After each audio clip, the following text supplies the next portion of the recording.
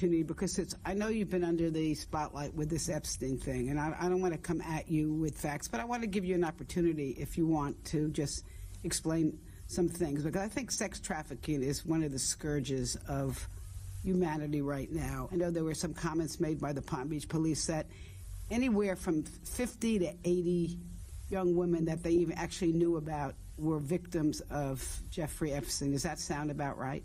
I can't comment as to the specific number, but he had multiple victims, yes. So he ends up getting a deal where he's, I guess, a couple of prostitution, felony charges state charges. The federal charges were there ever federal charges? Because the Miami Herald article said that he was facing 53 federal. Good evening, everyone. How are you all doing? I am joined tonight by the one, the only, the spectacular, blood-sucking FLAK Magnet. How are you, sir? Hello. Thank you for having me. I just want to... You got some autograph requests out in the front? I take blood by IV. I'm very squeamish, so I don't actually like to touch or look at or even acknowledge the blood. But I think that makes me a unique vampire, so... Very good. I believe it does, too. And that's why we love having you around here, because where else can we get the depth of knowledge, the insane insight that an eternal life brings? Nowhere but from the FLAK. Are you muted? I think you're muted. There he is. Muted. I was going to say a 2,000-year-old crypt will usually do it for you. Right. A lot of time to reading, folks. Man, you went from having to essentially bury your own poop to a cell phone. I mean, what a jump. Well, we can say the same about cats. Yeah. If we ever teach them to use the cell phone. Right. That's exactly what I was thinking. I hope everyone here is having a great evening. We're so glad you joined us. You're watching the Gabriel Speaks podcast. Don't forget to hit the little likey and subscribey if you haven't done that already. We really appreciate it. Helps us kind of grow the show and spread whatever message we feel like spreading that's ridiculous. This message, however, I don't believe is ridiculous, and this is why we've been hitting our poor subscribers over the head with this for the last several months, because this involves really the people at the tippity top, right? Oh, yeah. Yeah. Well, I've been diving into the banker stuff today. A lot of the banker stuff today, and there's a lot of shit there. But you did the Tower Financial stuff, which was before that, which not too many people really get into. So I'm actually excited to hear all that. Yeah, it's interesting to note that Jeffrey Epstein was part of the largest Ponzi scheme ever committed in the United States at that time. $500 million. And there was, you could say, plenty of evidence to put Mr. Epstein behind bars, yet he somehow walks away right before the hammer falls and faces no consequences and has billions with a B of dollars. What you're looking at here on the screen, good afternoon, good evening, MCD3000. Love having you here. Thank you so much for joining our crazy episode on Mr. Epstein. So what I have on the screen here, when Mr. Acosta, fuck you, Mr. Acosta, who said that there was no case against him. No, there was. There was a 53-page federal indictment. It's just a couple of the charges in there were included multiple victims and human trafficking of minors. But by Alex Acosta stepping in with his state charges, all that goes away. And Mr. Epstein faces one of the lightest sentences for that kind of crime I have ever even heard of. Like, I have never even heard of someone getting a sentence that includes not being in jail. Yeah, it's one of the craziest ones I've seen. But like, he had an FBI escort to wherever he was going, and then they were told to stay in the car and not follow him into whatever building or office or meeting he was going to, where he could have just walked right out the back. You know, there was only one detail, and this is all. Well, it used to be all within the old file release, but the FBI had kept logs of the whole thing, and they also kept logs of him complaining about it because they wanted to go inside and see what the fuck he was doing. MCD wants to know the sentence. So the sentence was it 13 months? I thought it was more like 18, but I could be wrong. 18 months. Okay. But he was allowed to not be in jail for, was it 12 hours a day? Yeah. So for 12 hours a day, he could go run his company unmonitored in his office, unmonitored in his home. Like FLAK just said, they would literally wait outside while he would be inside the building. What kind of clout do you have to get a DA or any prosecutor to agree to that? And keep it secret from all the victims, too. Right. You're basically, as a prosecutor, you're letting this guy cut your balls off and parade around with them and go, looky what I did. You were committing one of the worst crimes ever. And you got 18 months and didn't even have to be in jail half the time. So yeah, that was the deal he got. Just provide.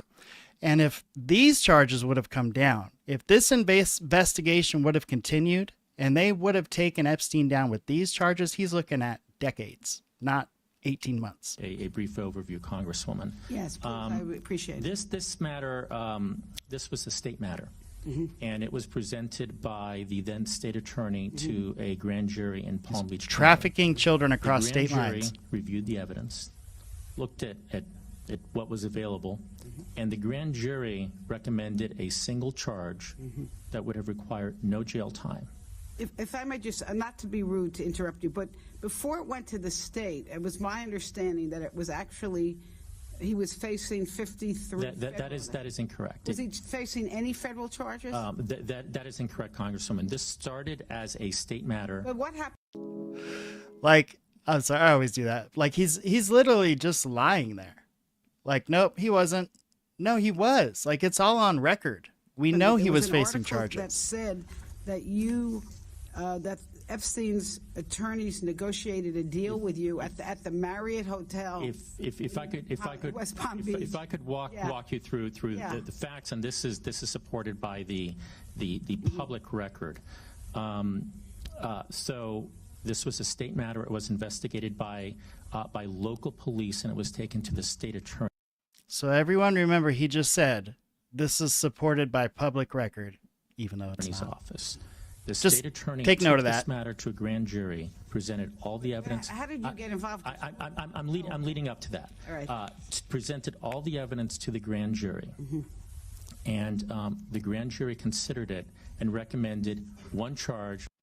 Now, I have the nearly 200-page grand jury hearing on my hard drive, and I have gone through and read, I'm not going to say every page, but I'm going to say a significant portion of the testimony given and the questions asked during that hearing. And I tried to envision myself in a courtroom, a teenage girl getting asked some of these questions by these prosecutors. And they were literally treating them as if they weren't sure if they believed them. They even almost implied that it was like kind of their fault. Okay, if they had fully developed frontal lobes and were adults, okay, I could agree with that. But they were children. They were children. And so you can't say, oh, you went over there for $200? Wow. Shame. Really? The girl's talking about shopping, going on a shopping spree afterwards. Like, they're kids. They don't know what they're doing.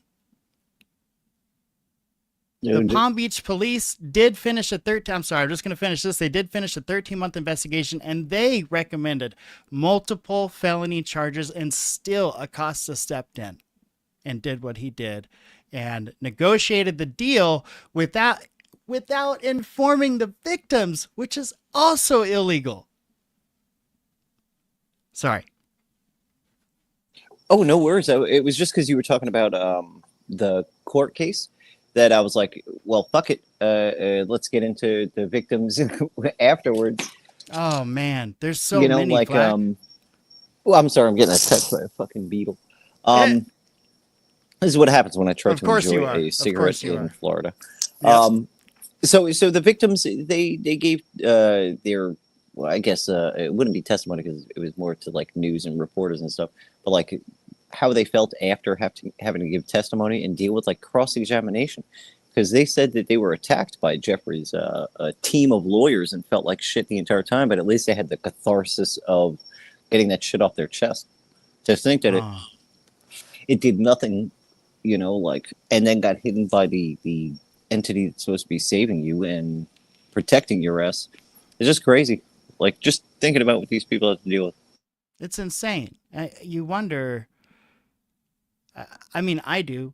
How some of them sleep at night. I really do. That would have required insane. no jail time, no. So, and this was his big argument, right? Was that, well, the charges they had at that second wouldn't have included jail time, leaving out the 13 felony charges in the case that they were building.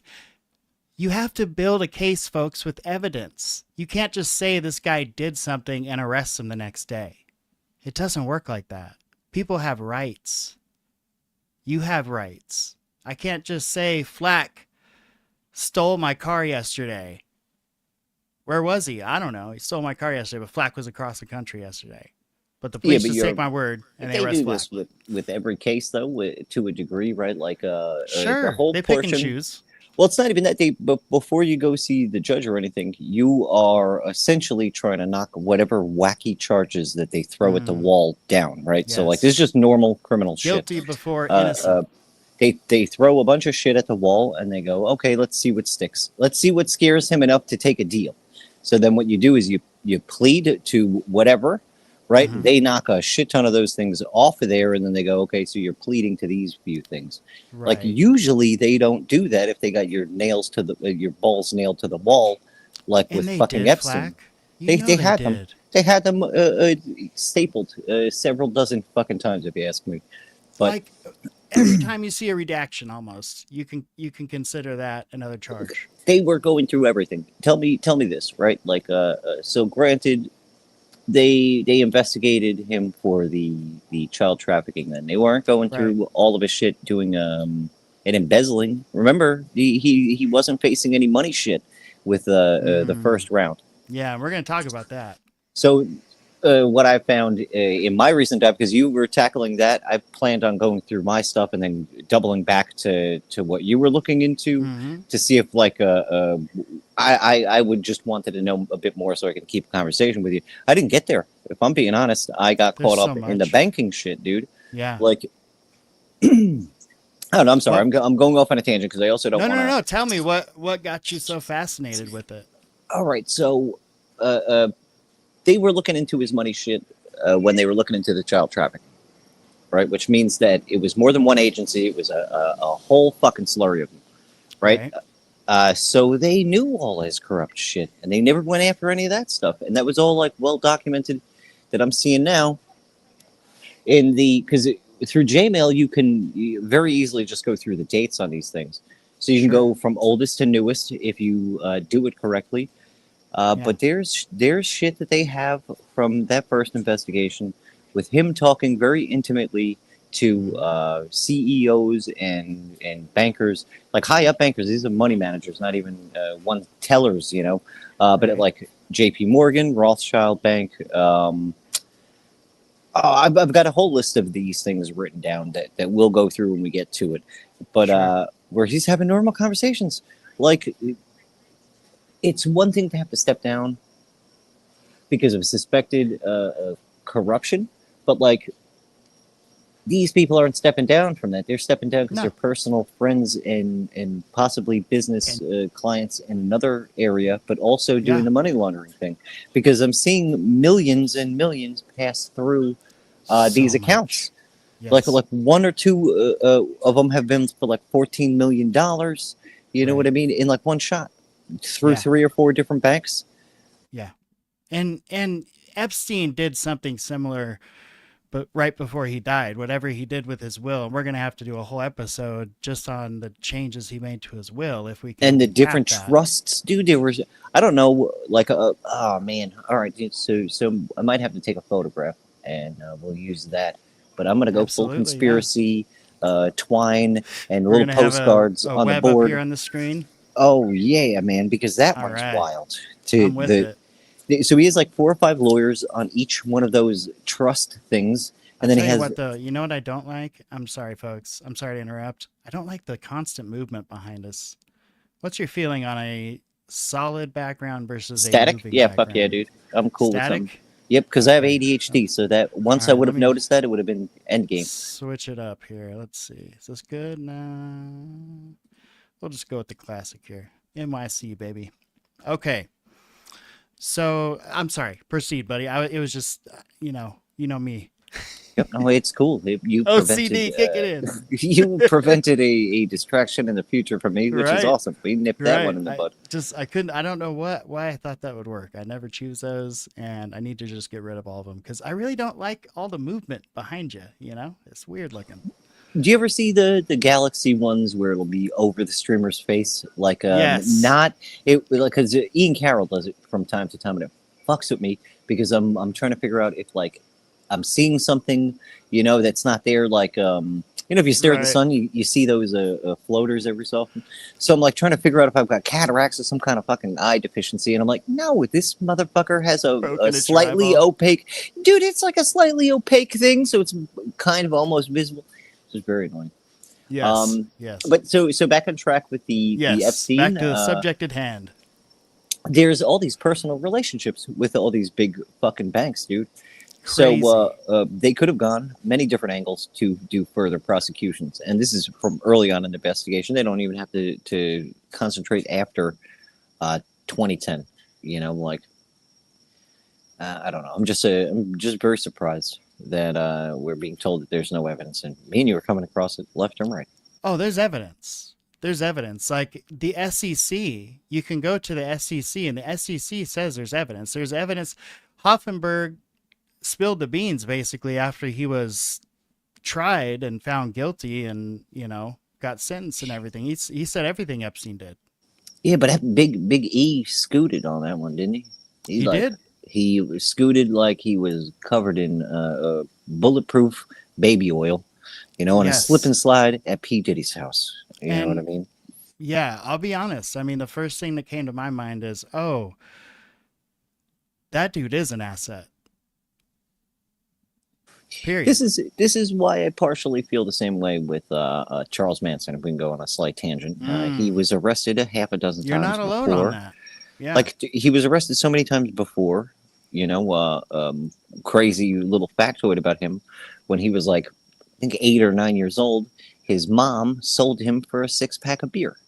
Oh my God! And you want to know what's fucked up is like the bartender. She did it to the bartender, and the bartender was like, thought she was kidding, and brought her the beer and was expecting payment at the end, and then she left. And her kid stayed at the bar. And like 2 days later, the kid ends up at the police station with the bartender's like, listen, I can't take care of this fucking kid. Get this lady back in here. And because it's not illegal, the cops were like, take your fucking kid back, lady. So apparently she got to keep the beer though, which I guess. Oh, good for her. Plus for her. But yeah, so bonus. So Charlie Manson did have a tumultuous life, to say the least. He was the prime candidate for what they wanted to do in that program.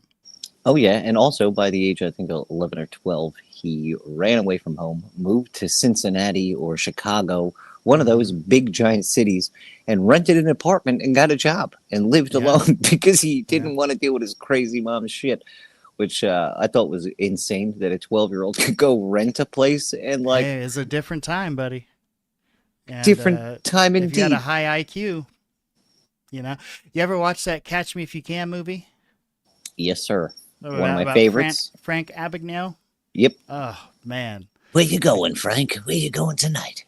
Kid with an above average IQ, way above average IQ. He's like, knock, knock. He's like, who's there? Go fuck yourself. Or what does he say? Fuck? Such a good movie. It's amazing. If you haven't seen Catch Me If You Can, do yourself a favor. I used to, when I was, I don't know why this always comes up. It has nothing to do with it. I'll just say when I was in Texas, I used to listen to this morning show. And one of the ladies on the morning show lived next door to Frank Abagnale growing up in Arizona. Whoa, that's cool. Just happened to live next door to him. Dude, she had some crazy stories, man. That guy that's like, made if you a ton knew of money. If you knew about him, right, and like that happened, right, I would then just like, I wouldn't take advantage. Maybe he might think, but I'm like, I would write a book, 100%. 100% write a fucking book, but it seems kind of scummy now that I think about it. It's just such an amazing story, what he was able to do at that age. You know, between having a good head on your shoulders and emotional teenager problems, you know, and the family. Well, that was a soft movie. We have to admit that. Like, sure. It kind of got the Disney touch because I feel like absolutely that man's life had to have been a bit more crazy than that, you know. Absolutely. Like, he was in World War II, man. Oh man, wasn't Christopher Walken, I think, in that for a little bit. He was the dad. He was senior. Yeah, good. He was the one where there was a little mouse stew and it falls in the cup.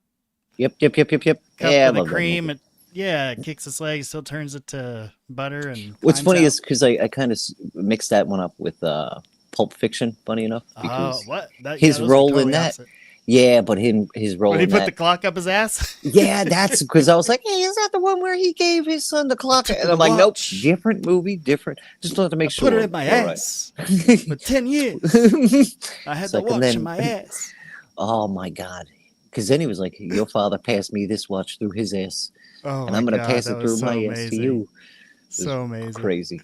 All right. So now there's also some interesting connections between Mr. William Barr and his father and the Epsteins. Not so much the Epsteins, but the Maxwell family, in particular, her father. There's an interesting connection there where if you're paying attention, it's a little bit later in the video, but if you're paying attention, you'll catch it. It's pretty crazy. He would have, in essence, gotten away. Let this go on for a minute. That's when the local police went to federal authorities.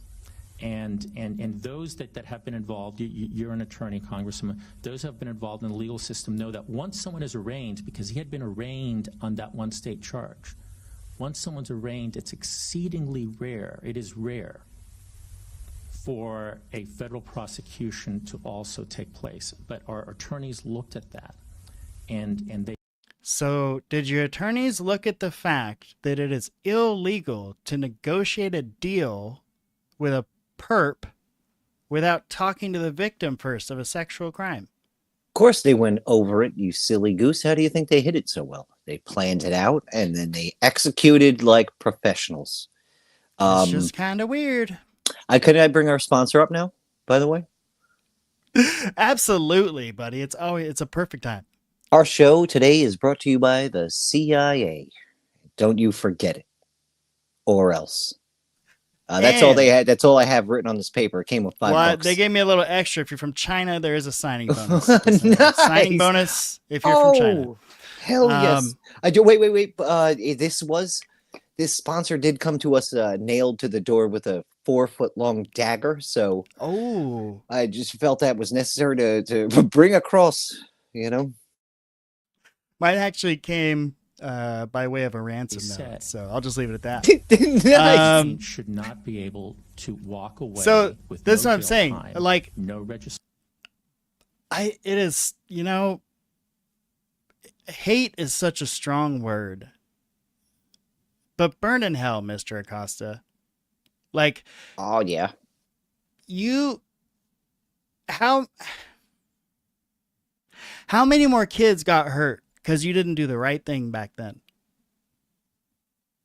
A lot. And by the way, if you want to just change up the sentiment, like from like where you sound just kind of a little judgy, you can just go by what Saint Peter at the gates would say is you're going to hell.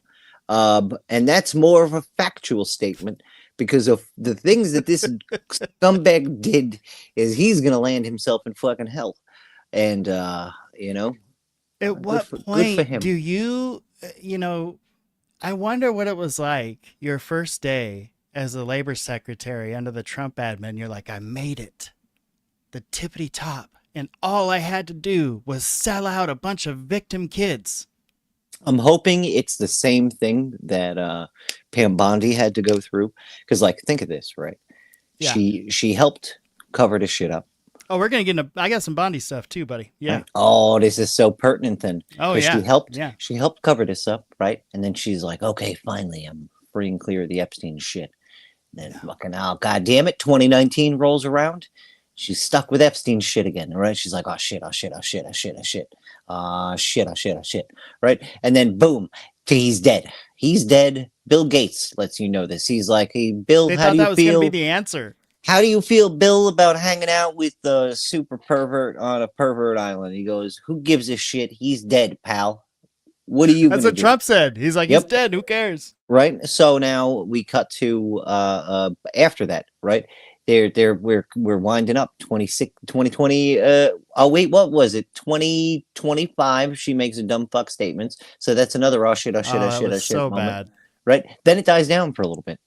Right, because she's like, we're looking at the files. There's like 30,000 Well, files. also there's this little skirmish going on. Oh, skirmish is another thing. You know, that's the oh shit, look over there. Oh shit, look over there. Oh man, I really, really, you know, those are the kinds of things that really just stick me in the gut, man. You know, like using our soldiers' lives as leverage. This isn't the art of the deal, you know? This is like life and death shit. But I digress. Why don't they figure that out, right? Like, I don't know, man. I don't. Because at least the military won't tell you you're a fucking pawn. I hope that they're not doing that on the front lines now. Like, go ahead, I know you're gonna die, but you're doing it for your country. At least they wouldn't. Like, I feel like maybe on the beaches in Normandy, you may have gotten that speech because you're watching people die every like 16 seconds. I think was the lifespan in well, it's the like beaches in Normandy. Back in the day, they had shields and swords, and you know, now you have guns. Well, this and was flak World jacket. War. This was World War II. They were just stepping off the boats and shit and getting Right. shot. Like, I'm just saying, like, it's down, always the same. It's always trying to defend yourself from getting killed and kill the other guy. And as the technology changes, you know, and that we talked about that on another episode, how it's crazy. Like, some of the most innovative changes happen when it's a fucking war. Well, this is what I'm wondering, because this is to your point, really, is like, does he not realize that, like, maybe some of these fucking parents of the children that are being shipped overseas right now, like, maybe they're watching, and maybe you shouldn't, Right. like, because my whole point is like he's using them as a bargaining strategy, right? And then saying it live, you know, like I heard his Yes. speech the other day. And he was like, we're going to send our whatever in, and we're going to do what we have to. Do what we have to. War. This isn't Vietnam. We aren't that fucked, and we aren't that long into it. You know what I mean? Like, this is the very beginning. You have Right. many fucking options on the table. Like, Right. military war strategy books, and I mean, like, they come out every year, do they not? They're always updated. Every They're month. always, yeah, like, they're huge. You're telling me that there's not fucking many different strategies that you can take. Also, there's so many fucking troops and things, you could run multiple strategies at the same time. I have told so many people this. There is a reason that like 5+ presidents have said no to Iran, because there's 100 million people there. They own that choke point at the pass, and they will go down with their country. They're also not fucking with us immediately right now. No. They don't want other people fucking with them in the area. You know, Right. like remember when the shit was going on with Palestine, and then fucking Israel just lobbed a couple things at Iran for no reason, and they were just talking shit about Iran. Nuclear.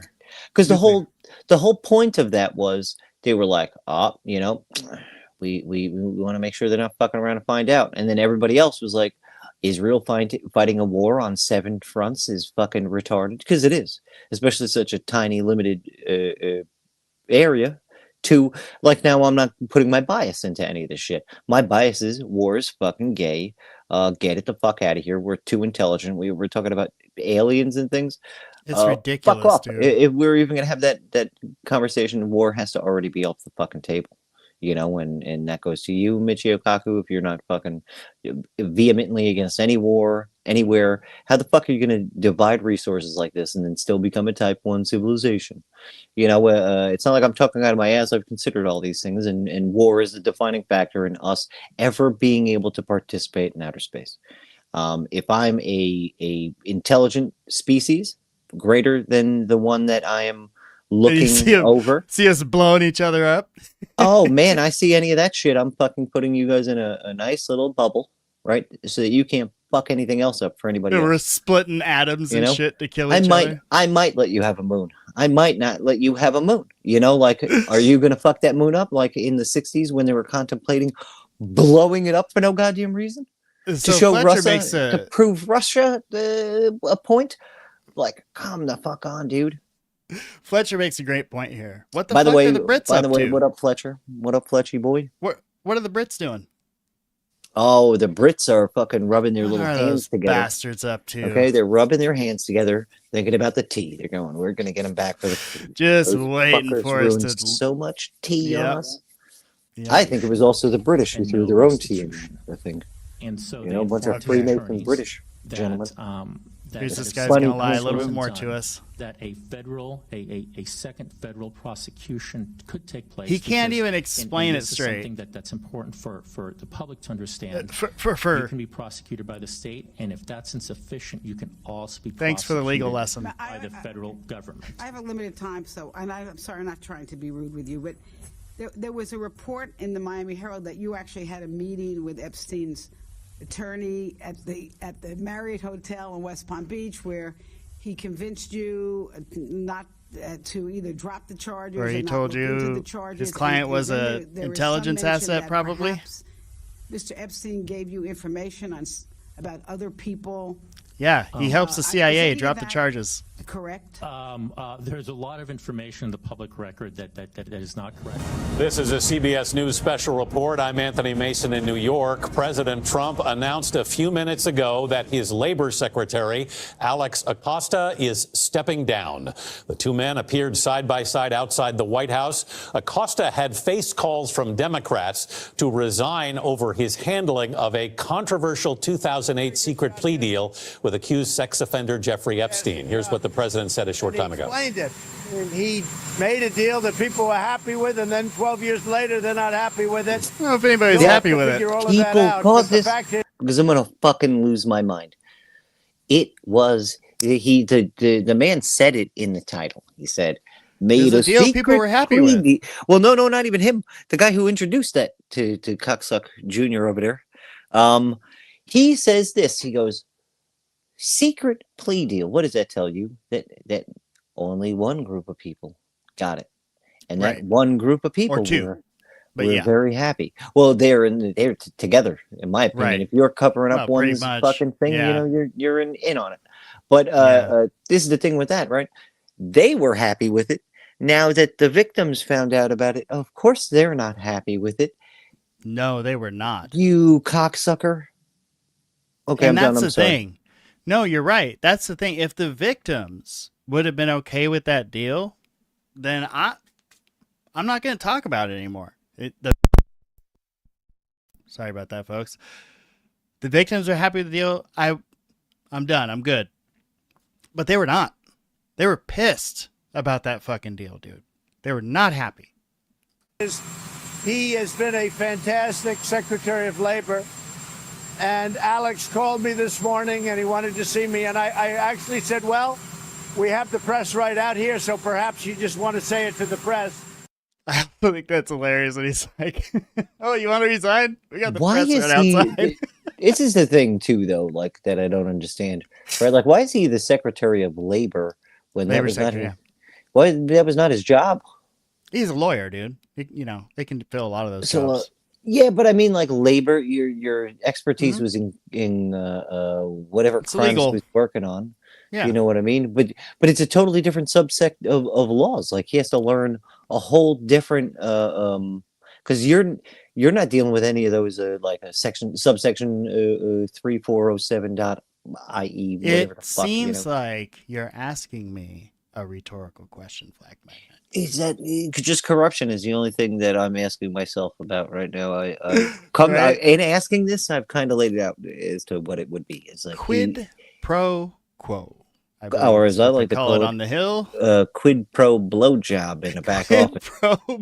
Okay, he knew a guy who blew a guy who got in that position. I think, and he was the guy that he knew. Quid Epstein, pro a wealthy blow. hedge fund manager, quote, assembled a large cult. Now, this is what's interesting.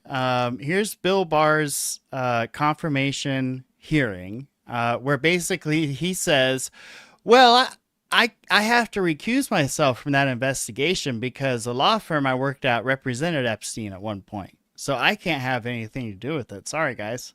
But yeah, I'll definitely like check for updates and stuff. But there's this really interesting senator named Sheldon Whitehouse. Have you heard about the Sheldon Whitehouse speech, FLAK? Ooh, no, enlighten me, good sir. This speech at this point on his website, who I think before the speech had like 30,000 subscribers, now has 250,000 subscribers. And this one Senate floor speech has over 4 million views, where he lays out the entire Russia, Epstein, Trump connection right on the Senate floor. It's insane. So I forget that there's like, I can't emoji react on this because I'm doing the frown with the crying emoji. Right? So in that, he breaks down the connection between Bill Barr's father and the elder Epsteins. It's really interesting. But this is Bill Barr getting confirmed and basically confirming that he's not going to do shit about Epstein, and he got nominated anyway. Network of underage girls with the help of young female recruiters to coerce into having sex acts behind the walls of his opulent waterfront mansion as often as 3 times a day. There are like, look at how many names are redacted. Also, try and say that like 3 times fast.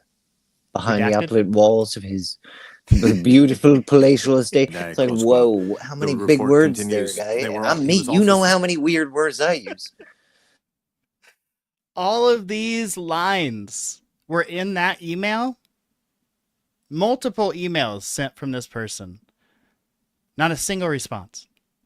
All of those redacted names, all of these comments, nobody often from overseas for sex parties at his other homes in Manhattan, New Mexico, and the Caribbean.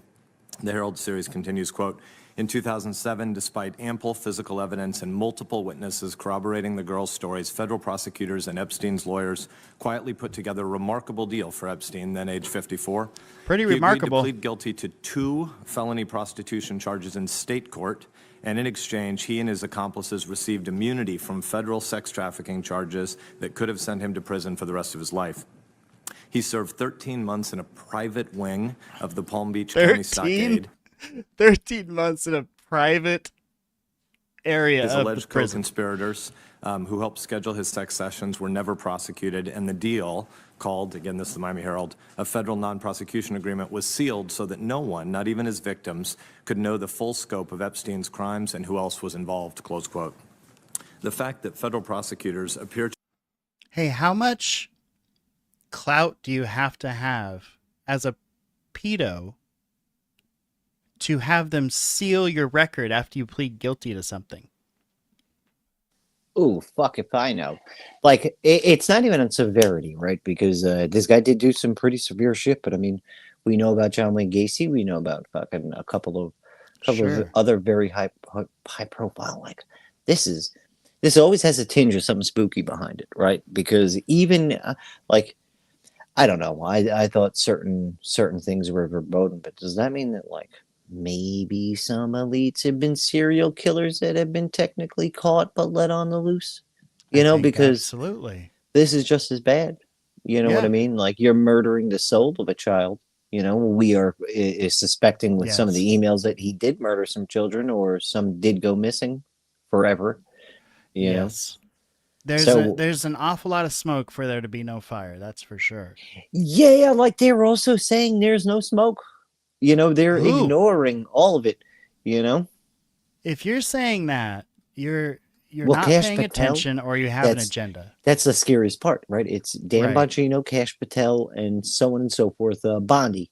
We have Bongino, who he left first. And what's funny is he resigned because he saw the shit that was stacked on the wall.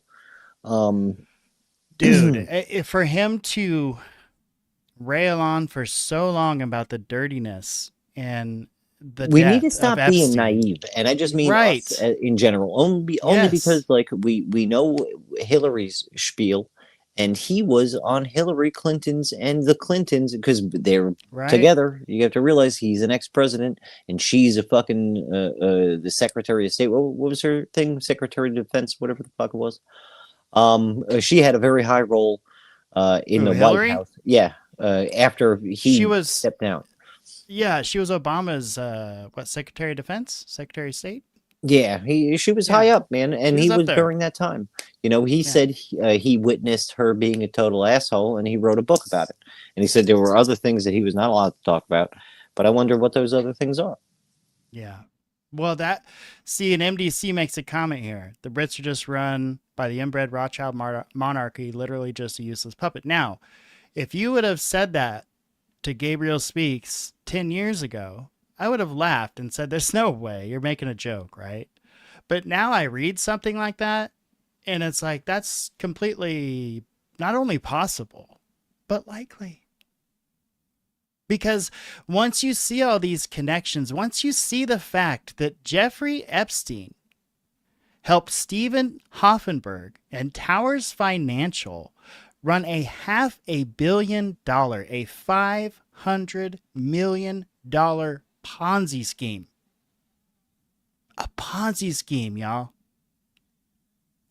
$500 million, and Epstein walks away just a year or two before they drop the ball and arrest everybody in the organization. And they don't even try to prosecute Jeffrey Epstein. They don't even try to get his use as a witness. What does that tell you? We do have to stop being naive. We do got to stop being naive, and I also want to point out to anybody who doesn't know what a Ponzi scheme is, it's far different than a Fonzie scheme, which usually those end pretty cool. But yes, I digress. Ponzi schemes are awesome. Ponzi schemes are awesome. Hey. Ponzi schemes bad. Ponzi schemes good. Okay, we'll let these guys continue here. Oh, no, I did it again. You know, these buttons are just too small for me, buddy. Here we go. Have found in different parts of the department a lot of anxiety about the way this was handled, and yet kind of a hot potato of a bunch of people thinking they're not responsible.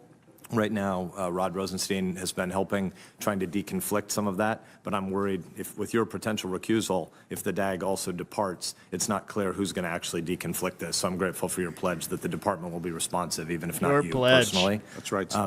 More broadly than the miscarriage of justice in this particular Florida case, You got my would pledge. you agree that justice has nothing to do with the size of your bank account or the number of attorneys you can hire?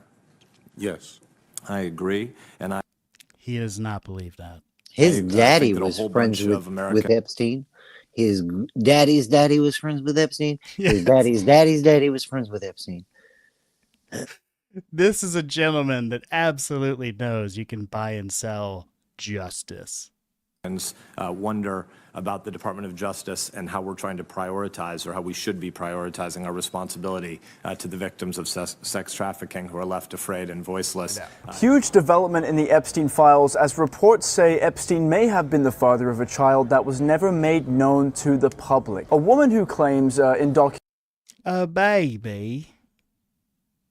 Hey, man, you know what's funny? Is this an official news release, or is this I mean, wacky? if you call wacky- TMZ official, they have been kind of pretty official lately. Okay, that's kind of cool. It's something we covered before. that Yeah. Epstein Anyone else sexually did. abused her. Well, and that's why I threw it in, because I was like, we were talking about this months ago. The age of 16, is now also claiming in these documents that when she arrived to one of Epstein's estates, Epstein pointed to a picture of a blonde woman, saying that it was the mother of one of his children. That depict Epstein caressing a blonde woman, we can't see her face because it's been redacted, who also appears to be holding what seems to be a baby in her arms. The face of that baby has also been redacted as well. In another picture released by the DOJ, Epstein is holding a baby. It's unclear if it's the same baby from the picture we previously mentioned. And when I went back...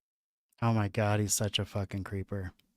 Okay, all right. So I think on our 2 or 3 different episodes, we posted a bunch of these things, right? Didn't we post the images that I found of Epstein with the pregnant women by the pool? If we didn't post them, we definitely shared them back and forth between each other. If I didn't post, usually if I don't post something, it's just because it's I feel like we had it on the teetering screen. line.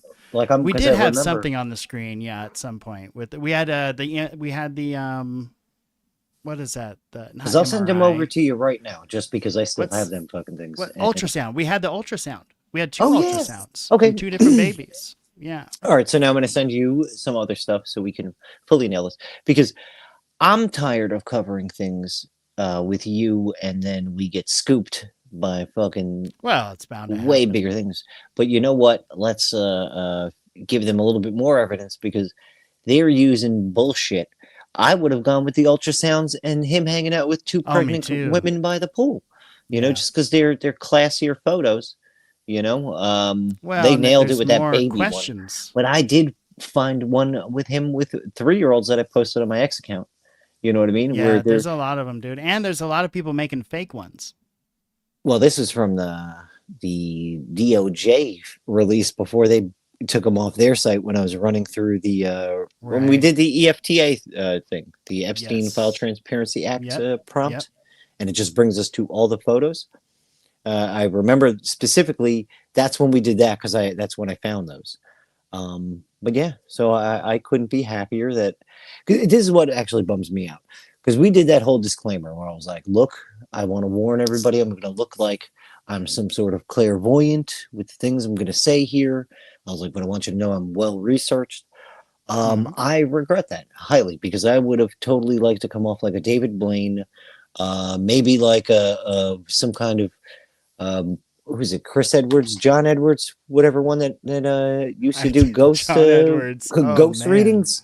That's going way back. That could have been cool. I kind of missed out on a little bit. Well, here's the thing too, though, Flack, is you also made it a point, if I'm remembering correctly, you also made it a point to tell people like, hey, if this is true and you're like some amazing researcher and you figure out who these kids are, can we leave them alone? Like, not fuck with them? Because it's not their fault that they've been brought into the middle of all this shit. And I think it's interesting that this large show with all these followers and viewers and everything, he doesn't make just a regular responsible disclaimer like that. It's weird, man. What a weird world. Well, we kind of hit on this. Like, I don't think there's been a man quite as hated as Epstein since Hitler. We could say that. Like, maybe Epstein's the new Hitler, right? But I say that because that was the animus that was thrown towards the children of him, the possible love children of him. But no, this is the thing, right? Like, you can't damn them; it's not their fault. Number one, and number two, like, how many generations need to suffer from that? Then, like, I guarantee. mean, are we talking Old Testament or New Testament?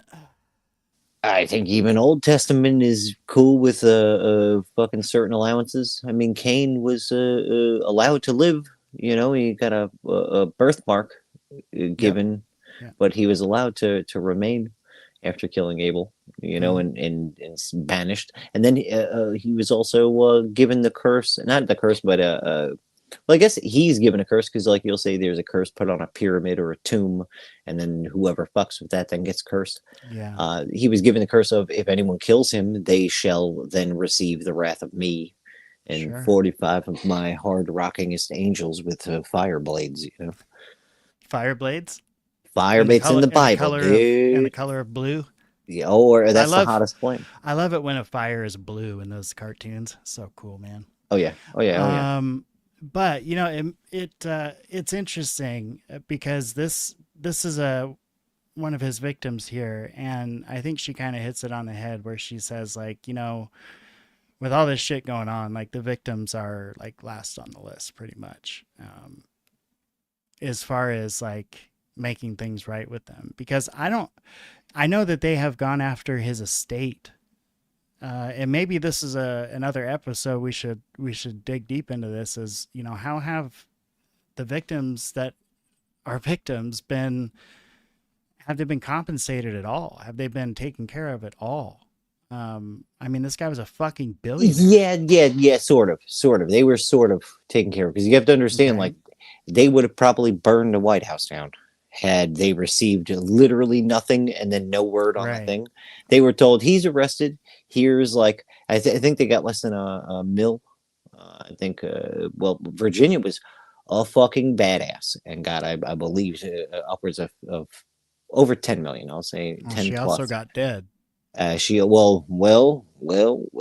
hoping this is, remember I said there's going to be few instances where I'm going to dive into a childish bit of hope.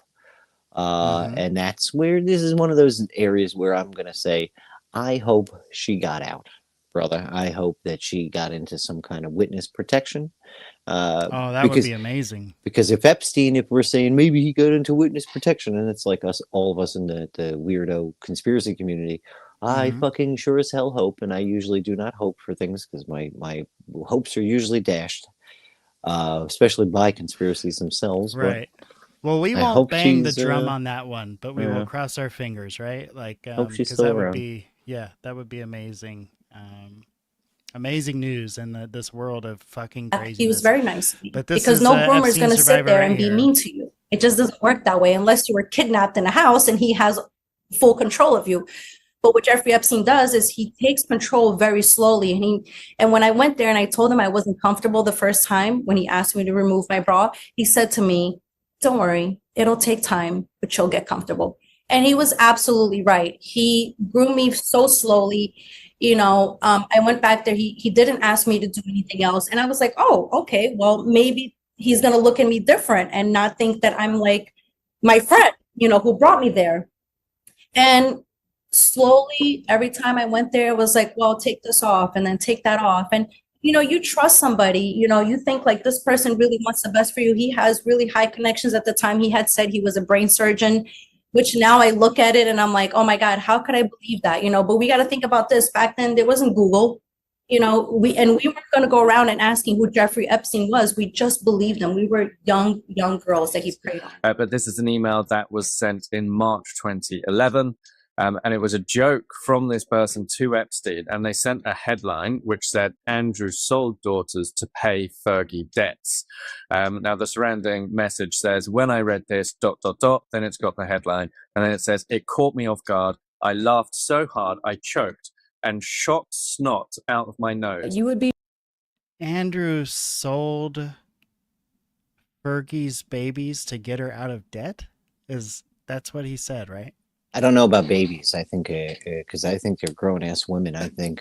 What the fuck is going now on, they're. dude? By the way, now they're grown ass women. I'm not saying when they got it. They could have been Right. like fucking 14. Right. Let me see if I can rewind this just a few seconds. I just want to make sure I heard this correctly. Sold daughters to pay Fergie debts.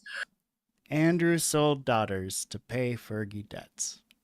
Okay, all right. Can we do he blew a snot rocket out of? Because this is going to be a fun little one. Yeah, let's do her it. Name is all right. So what's her? Find out her full name. Fergie. Fergalicious, I think, is her whole name. Oh, I hope we don't conflate them because this is going to fuck numbers up real bad. But even though I know Fergie's got quite a bit of debt, Miss Fergalicious, I want you to Google what her total amount of debt is, right? Minus all the time she got, and not minus, but like just her debt. Sarah Margaret Ferguson? Yes, that's the one. Okay. And what do we want to do? Just ask her combined amount of debt, including what she was bailed out of. So tell us the story as I'm looking that up here. Oh, she's had many weird things go on with Epstein doing everything he can to keep her out of the poorhouse, right? Like taking on her debt like many times. Many times. Google's AI here says Sarah Ferguson, Duchess of York, accepted financial assistance from convicted sex offender Jeffrey Epstein around 2010 to pay off debts, including a £15,000 to £20,000 settlement for a former assistant.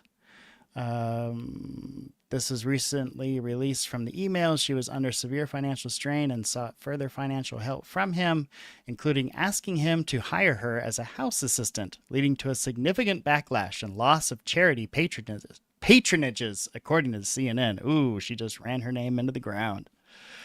So yeah, she had a big debt, and it looks like Epstein helped her with about 20 grand of it, 20 pounds of it. Oh, whoa. $25,000. Sorry. I chose to eat at the wrong time. I was coughing. What are you doing and eating? cursing. That's so unprofessional. Oh my gosh. Let me tell you this. Man. Google just missed about 15 different things. Did it? Well, it's Google. And AI. Because this is also the thing. He was helping her out in different ways behind the scenes. Like they would sell a property. Epstein would send a buyer, and they would remember he sold Balmoral. He sold this one. He sold that one. Where he got because he's a royal, and then sold it off to these sheiks for like $14 million over the asking price. Shit like that. Right. So Epstein is setting all this shit up in the background. Right. But look at her combined debt, not including Epstein stuff, but just including what she got from Epstein. I'm just talking about everything all together. Because it's like $300,000 for one, over $1 million for another. Because she's one of the first princesses. I don't know if you can really. Yeah, that's Prince Andrew, so she was technically a princess by marriage. But princess. she was spending his money as fast as she can fucking get it.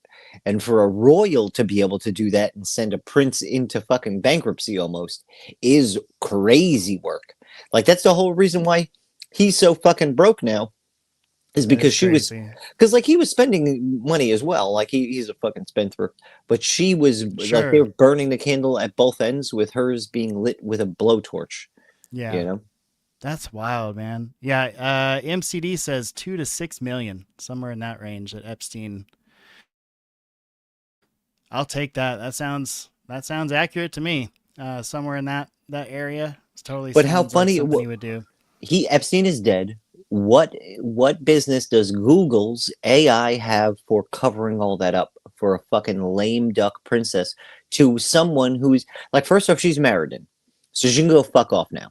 He's also not a prince anymore because they're also split up. So he's not a prince. She's a divorcee to a fucking a disgraced shitbag of a pedo. Now he's a Lord Mountbatten. So he can go fuck off. You know, and she can go fuck off even quicker because she's married into a fucking pedo. So my whole thing is, what business does Google have running cover for this no name? You know what I mean? Twice disgraced no name, because she was divorced. And when it comes to, like, just remember how beautiful and awesome Diana was and how shitty she was treated while they were married, right? And that's because she was a regular person. She came from normal fucking stock. This one's a little princess bitch, so she gets all the things. And I'm only talking like this because I don't believe in their hierarchy bullshit, king, queen, fucking crown crap that means they can take all your taxes. Maybe I'm a little biased, but oh yeah, man, they do it everywhere, but they call it something different. They don't in Utah. Oh, that's sad. Word up to the Utahns that have to put up with that. It's pretty interesting. I had a friend that worked there that told me about that they just tax you and they don't even try to. I mean, they just straight up tell you it's the Mormon Church. You're getting taxed for living in Utah by the Mormon Church. Okay, so clearly Epstein had some disdain for the royals, and I guess if you have one of them, banging teenagers on your plane, you probably lose a little respect for him as well, right? Makes sense. Yeah, that's usually a the surrounding message says, when I read this, ... then it's got the headline, and then it says, it caught me off guard. I laughed so hard, I choked and shot snot out of my nose. You would be shocked, Pierce, that some of the names that I have seen that came across the DOJ in emails that the DOJ is protecting. And we're talking about people on both sides of the aisle. We're talking about famous people, rich people, people in power, prime minister. And I've heard this for the last few weeks from a couple people that there are some names in these redacted emails that will blow your fucking mind, apparently. There's some now that blow my mind, dude. Still right? some I'm finding that I'm we haven't even shocked. got through them all. I mean, it's 3 million documents. Like, we're still finding shit where we're like, what the fuck? And we're several months into, a couple months into these documents being released. I mean, 3 million plus is a lot of pages and emails and messages and videos and every other form of media to go through. Ministers, former prime ministers, former presidents, etc., media personalities that are named. So he said former prime ministers, former presidents, plural. Not like former president, but former presidents. In these files. And that's why I say this is going to go down as the greatest cover-up, one of the greatest cover-ups in American history.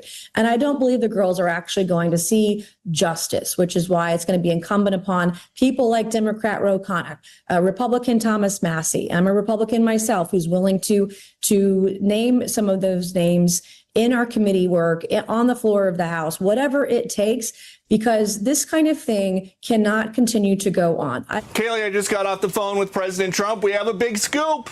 Pam Bondi will soon leave her job as the Attorney General.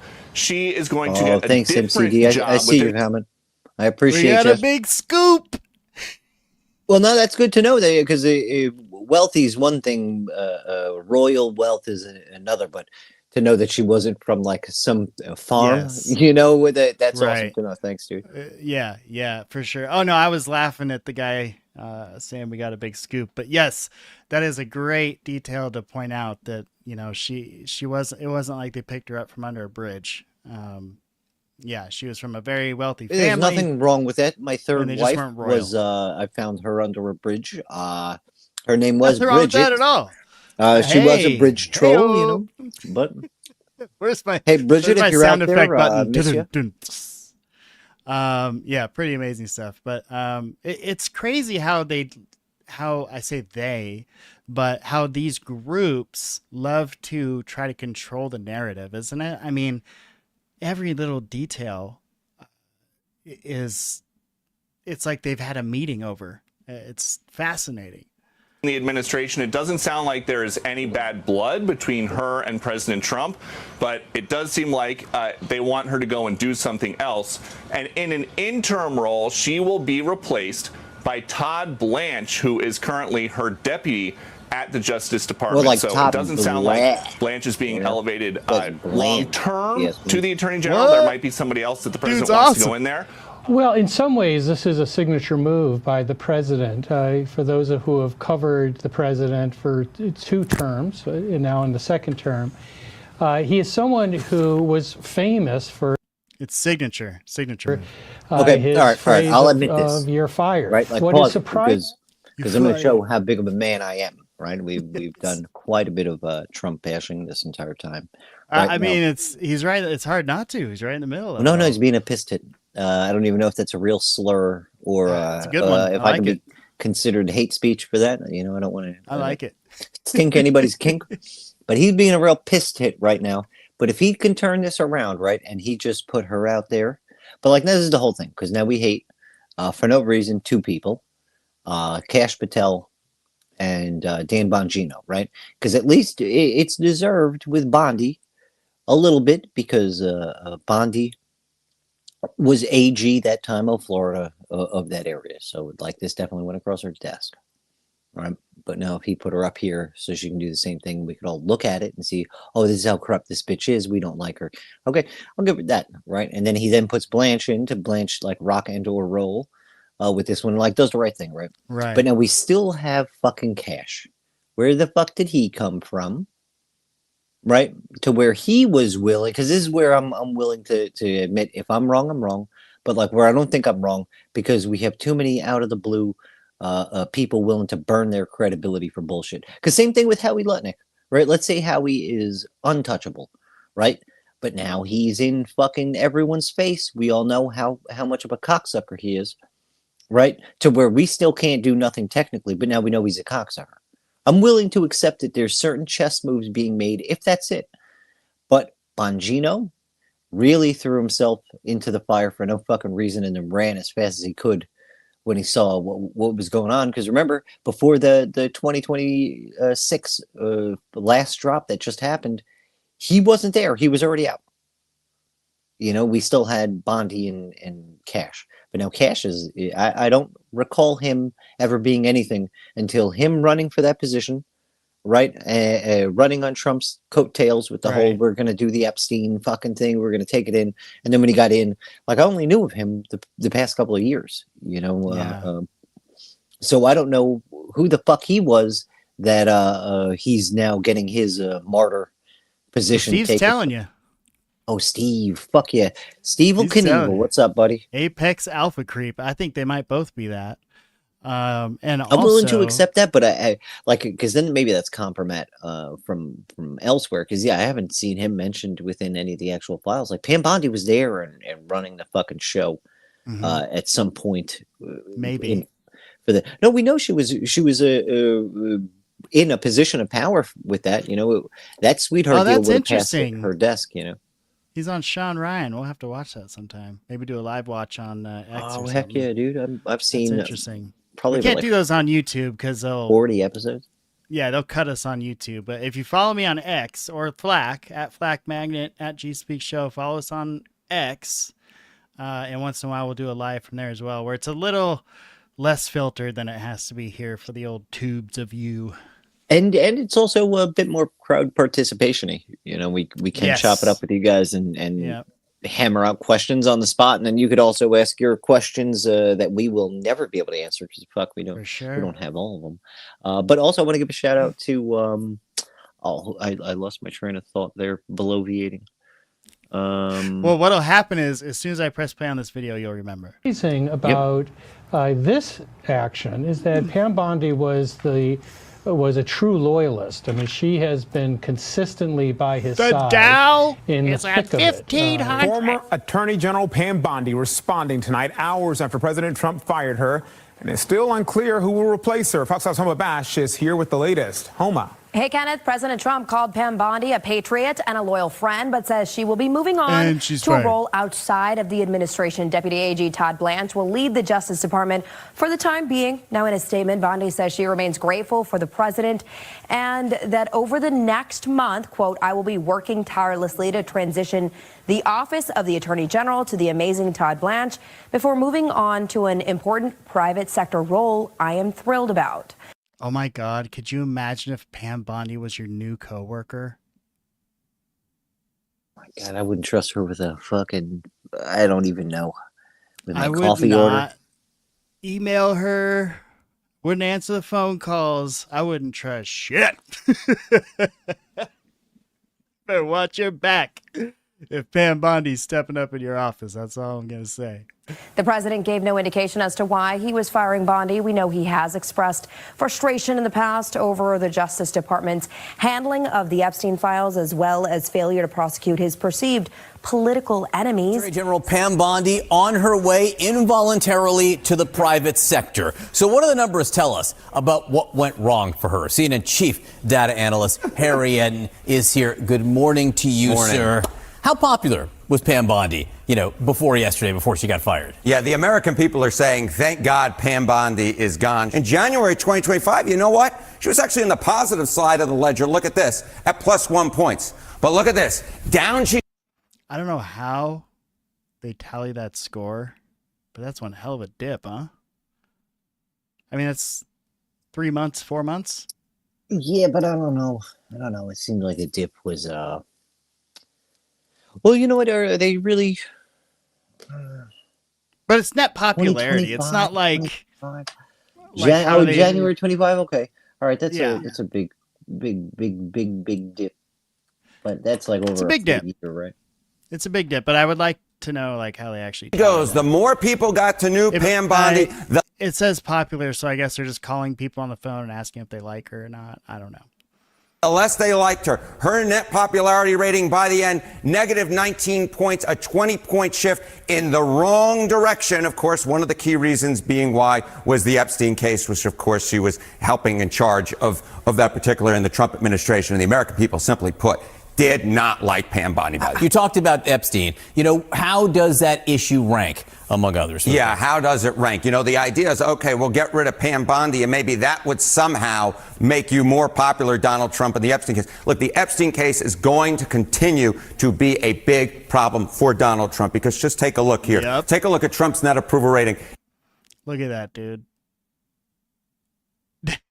I don't think he cares anymore. There's nothing of benefit that is going to happen to him at the end of this. People don't like him already.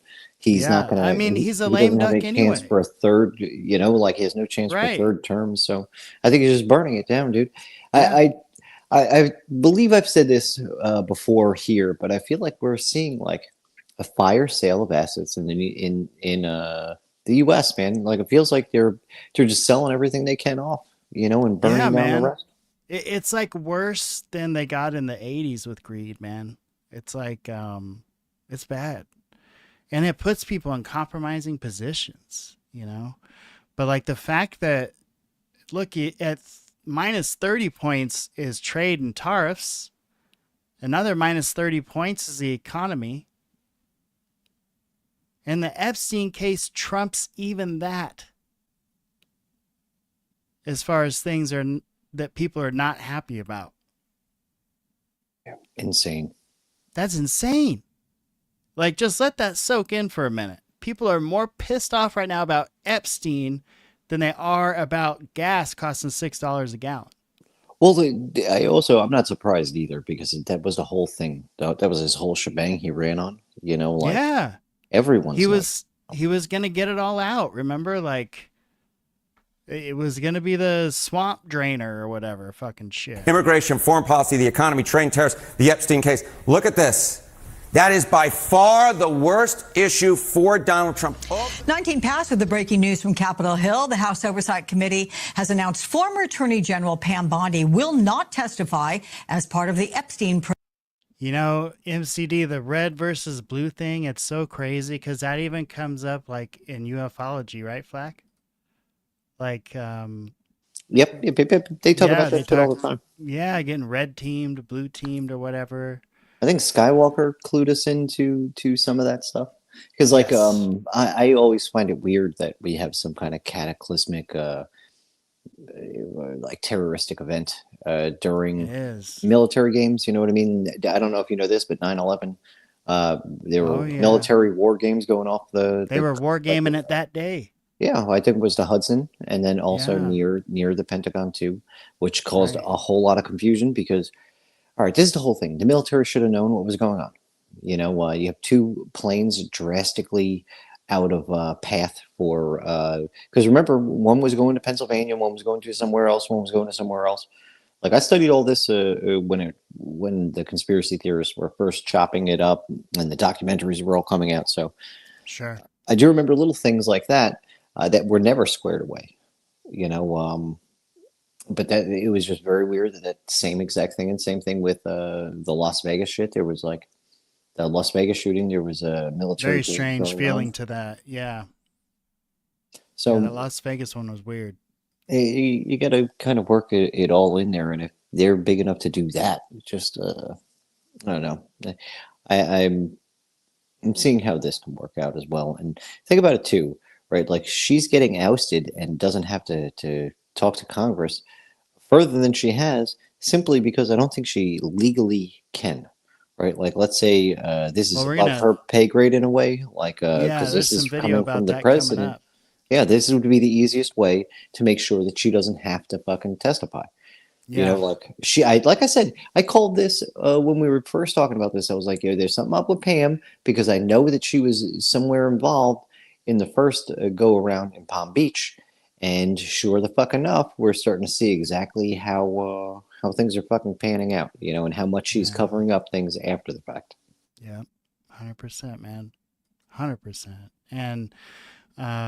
Yeah, I got some video on that coming up too, where they're talking about this recent hearing. And MDC, I see your comment there. It's just they're also willing to do that for the company, you know, and the company store, kind of like with the mining and the unions back in the day, when miners wanted better conditions, and the union said, "Go fuck your," not the union, the mining companies said, "Go fuck yours." Yeah, the company said, "Go fuck yourself," and they unionized and told them to go fuck themselves, and all went on strike. And then they hired the government to come in and fucking shoot defenseless miners without guns. Shot them right in the face. My grandpa, I live in the Pacific Northwest, and my grandpa moved over here from Arkansas and was a union rep for the mills, and so he'd go up and down Washington and Oregon getting beat up and having his car thrashed and everything else because he was trying to organize unions for these guys at the mills back in the would have been the 30s and 40s, I guess, 50s. Like, it's also because I've been in a union for one of my jobs, and the union has its benefits, you know, but it just like everything else, it gets corrupted by corrupted interests, you know. Like, it's just wild to see where it started as such a good thing, you know, like just men standing together against a government and company rule, to where now you just have corruption and Jimmy Hoffa being murdered, and it's just wild. It is so crazy. And if you believe things went down like they do in that what was that, The Irishman? They wrote a book and they made a movie about it. But if you believe things went down like that, yikes, getting done by a guy you thought was your best friend. That's a tough one. First off, that's how every secret society does it. They learned a lot from the mob. They send you your best friend, right? Because they know that you are going to be least likely to, you may plead for your life and you may run, but you're least likely to fight back. You know what I mean? You're least likely to have the time to fight back. Yeah. Yeah. Yeah. It's like when Tommy got made in Goodfellas, right?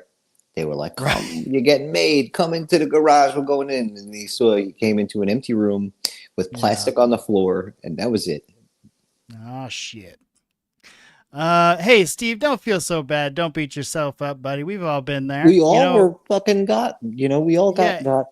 And if you're just listening to the podcast, you're not watching, Phil is saying that he feels like a chump because he voted for Trump last time because he's anti-war, afraid of free speech issues, along with other issues, like I think all of us were, right? This whole safety bubble shit and all that nonsense, I think all of us were over that shit. But like you're saying, many people thought Trump was anti-war because that's what he told us, like, for a long time. He told us we were getting out of war. He's going to get us out of war. He's going to get us out of war. He's going to get us out of the Middle East. All the shit that we've been wanting to hear for a long time. But that's exactly what it was. It was just empty promises. He'd say whatever, man. How's that wall coming along? But yeah, don't feel bad, bro. You know when it happened to me? I'll tell you the God's honest truth, being 100% real with you right here. I thought I fucking bought into that whole yes we can Obama bullshit. And I voted for that man. And that man kept Guantanamo open, kept the same people in charge of Wall Street, killed more people with drones than any president, and killed an American citizen without a trial. Just bombed him with a drone. Oh, they hacked me with the first Trump one. And like, I didn't vote this one because I'm just over the voting thing. The numbers don't add up with that shit. No. You know, it's always a con job. So I just don't participate. How come we can vote for America's Got Talent on our phone, but we can't vote for the president on our phone? How come we have to pay for cigarettes and show our ID with cigarettes? We don't do that. Like, come the fuck on. That's the most absurd thing, right? And now this is the whole other thing. They fucked IDs up so bad that we all now have to go get a new one with a little dumb fucking star on. Oh my God. What is the star gonna do, you Steve, cocksuckers? You just brought up something I think I had stored away because I didn't want to remember it, which was that whole Flint, give me a glass of water shit. You remember that? I think I'm thirsty. Give me a glass of water. Man, that motherfucker, dude. I wanted to throw something at that dude's head. Did you ever see the ones where they then turn on the faucet and there's like fucking fire shooting out of the goddamn Gasland? thing? Yes. Yeah, dude. Insanity.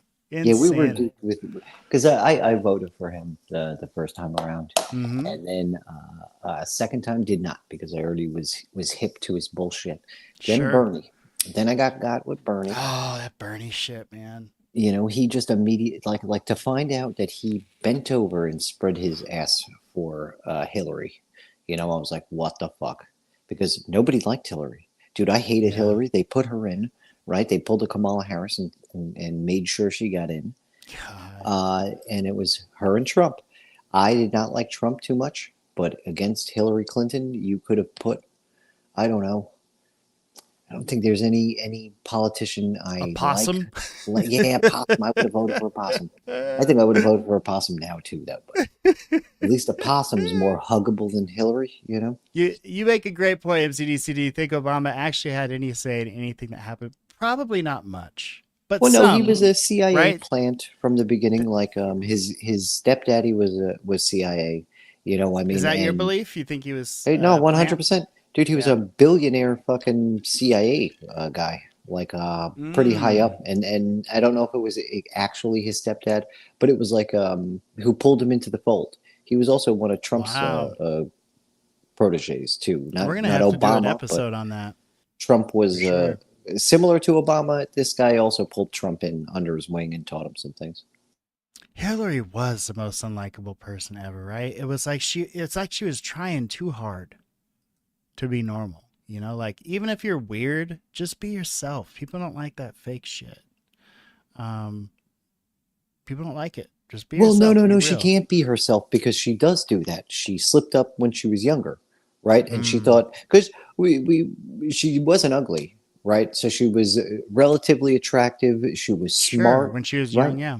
Right, but now, like, so you know that narcissist thing that we see in serial killers in certain men, right? Especially the one who was trying to be the politician. I think it was Dahmer, perhaps. Yeah, Dahmer was.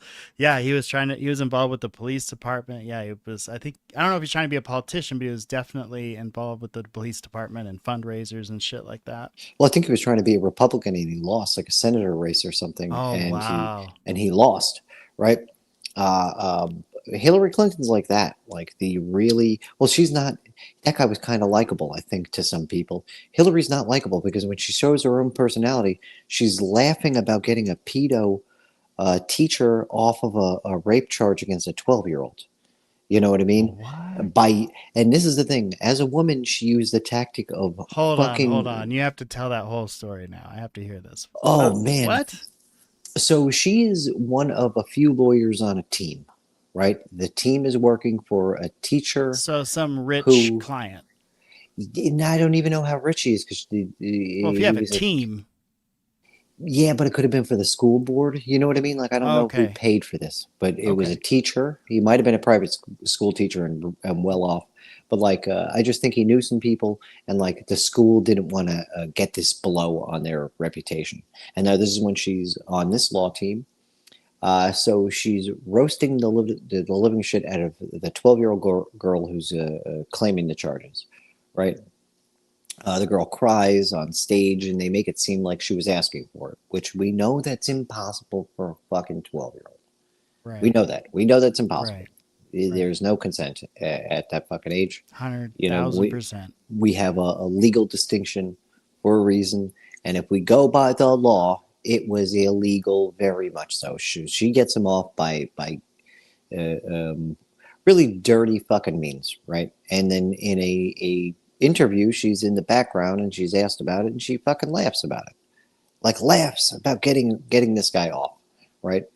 Then in an interview later on, I forget what she's trying out for politically, but they go to her former boss, who was the head of the firm, and was like, no, we got rid of her because as a lawyer, she was too dirty. She was too willing to do the dirty tricks. Oh, wow. You know how crazy that is for a crooked, and I'm not saying the guy is super crooked or whatever, but for a lawyer to go, no, she's too crooked. You know, if the ongoing joke is you're as crooked as a lawyer, and that guy is going, no, this lady's a fucking circle. There's no straight portion to this woman's spine. She's an Ouroboros of corruption. That is, whatever a compliment is, the exact polar opposite of that. That is, I mean, when you say a lawyer's too dirty, holy shit. Steve wants to know if that was in Arkansas. It wouldn't surprise me, Steve, because yeah, I believe so. Yeah, they were running Mina like it was GTA. Yeah, I'm not sure if she was with Bill at the time. I think they might have just been meeting up, you know, because he was also a lawyer for a different firm. But that would have been right around the same time. So I'm pretty sure it was in Arkansas. But I mean, you can Google that. You can just do the easiest search terms.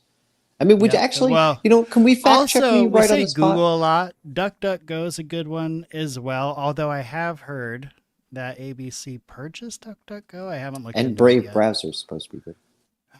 Okay, Brave. Yeah, I've heard that about Brave. Yeah. I use Google just for easy use, really. But I do like DuckDuckGo. DuckDuckGo is actually my default. What was I supposed to look up? I'm sorry.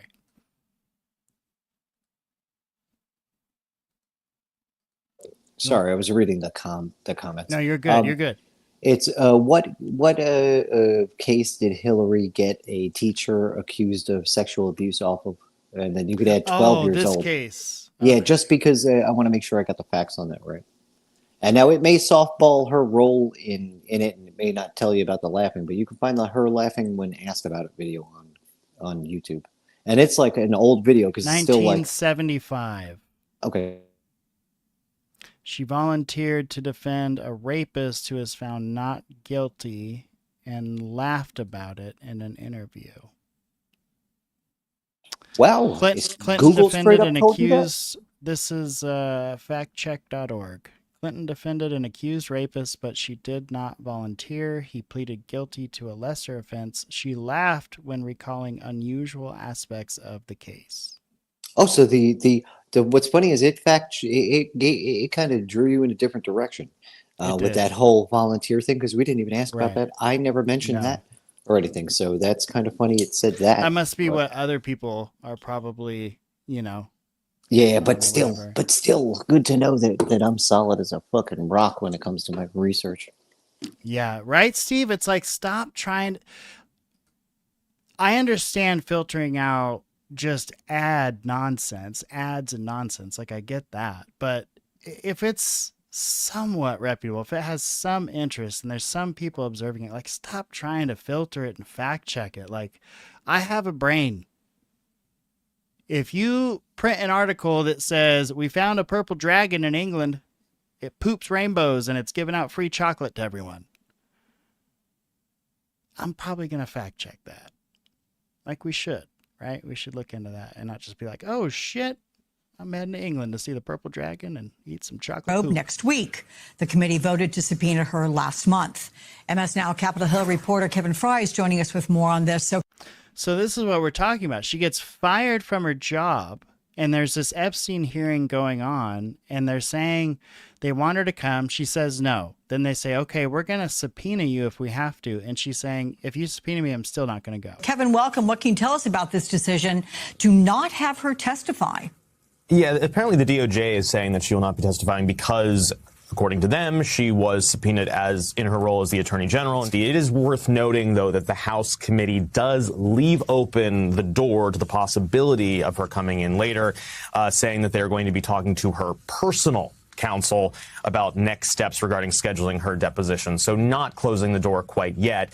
Though, as one might expect, the Democrats on this committee, that the top Democrat, Robert Garcia, out with a statement just within the last few moments, saying that the subpoena is to Pam Bondi, whether she is Attorney General or not. She must come in to testify immediately, and they are threatening to begin contempt charges in the Congress if she does not indeed show up. And this, of course, comes just like a few hours, actually, after we saw a bipartisan statement from two of the most outspoken folks in pushing for greater transparency when it comes to the Epstein files, that being Nancy Mace, a Republican, Ro Khanna, a Democrat. House Oversight Committee, and was set to appear before lawmakers for a deposition about the Epstein files in 2 weeks.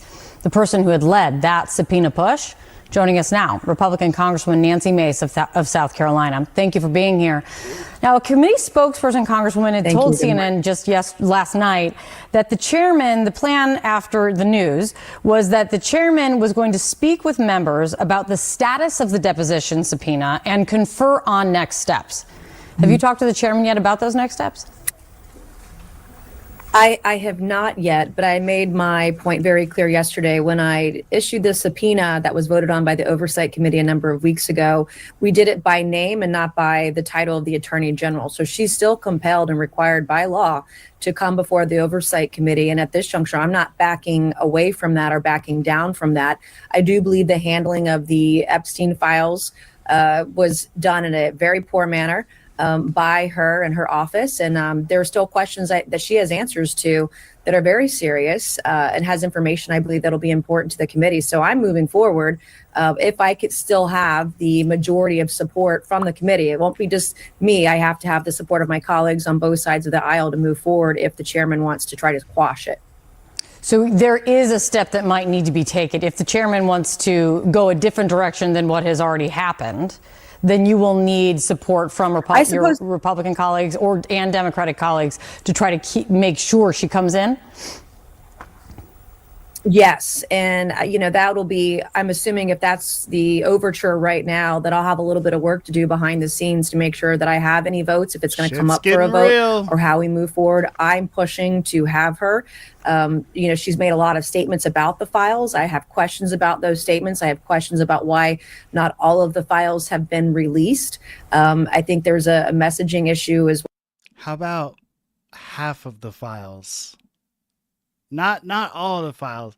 Only half the files have been released. Well, and the lack of communication. And quite frankly, the DOJ has mocked members of Congress, Republicans and Democrats alike. I'm concerned about Todd Blanche because, he's mocked and gone after members of Congress who have had questions about the Epstein files. And I think it's very important that. It's interesting to hear Mace be critical of Todd Blanche. Being on that team, you know what I mean? Being on that Trump team.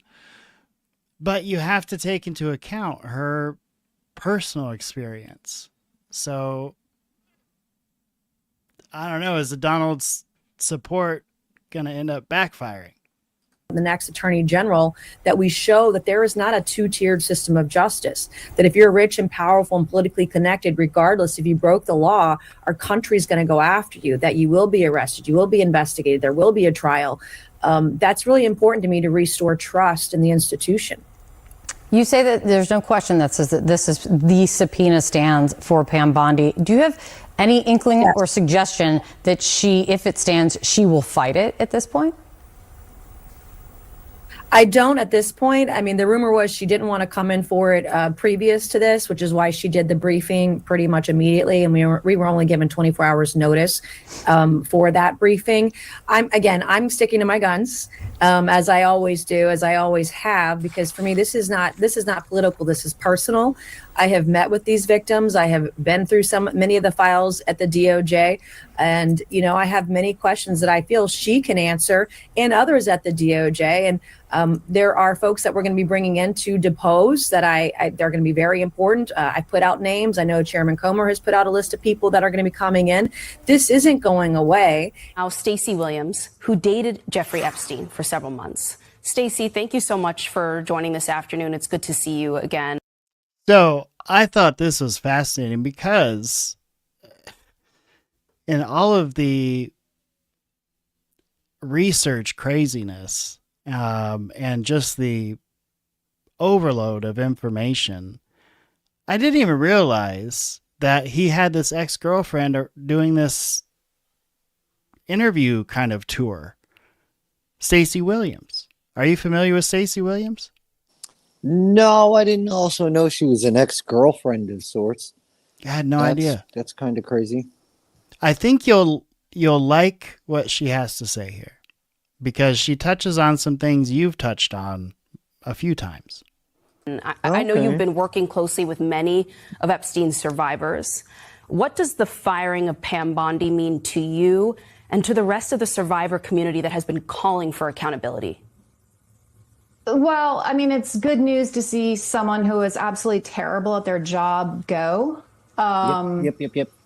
But, I'm reading that, Donald Trump's personal fixer, who literally flew to meet with Ghislaine Maxwell and move her into Camp Cupcake, is going to be her interim replacement.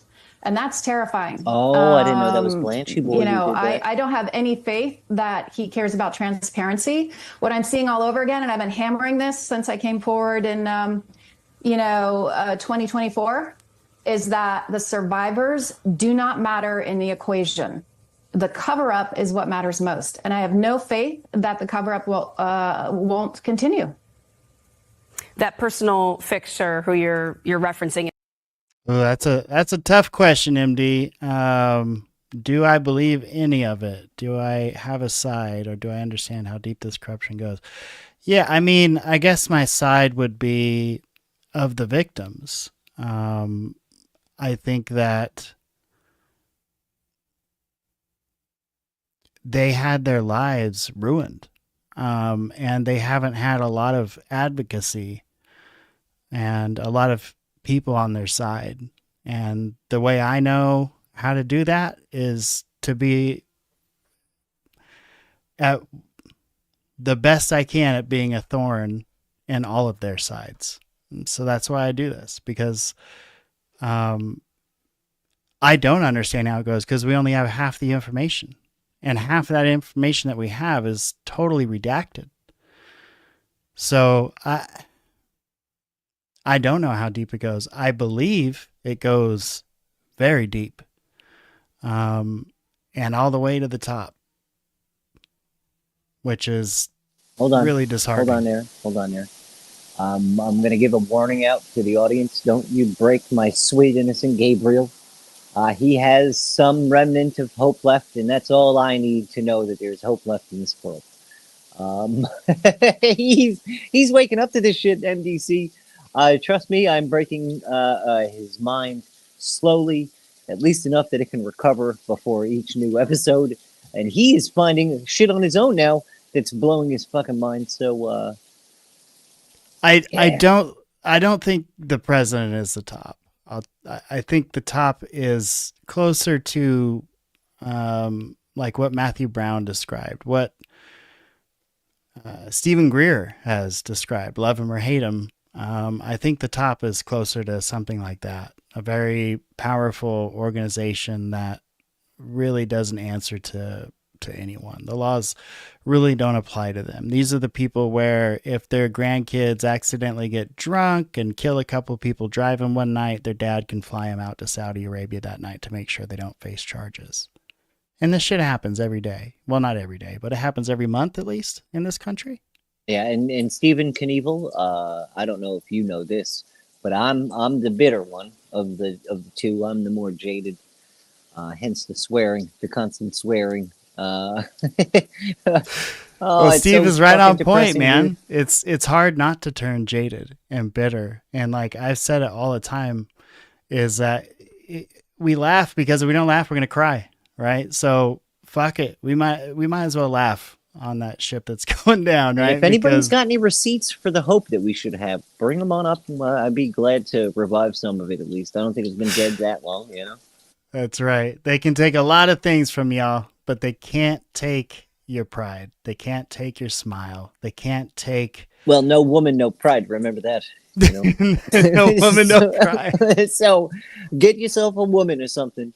If you're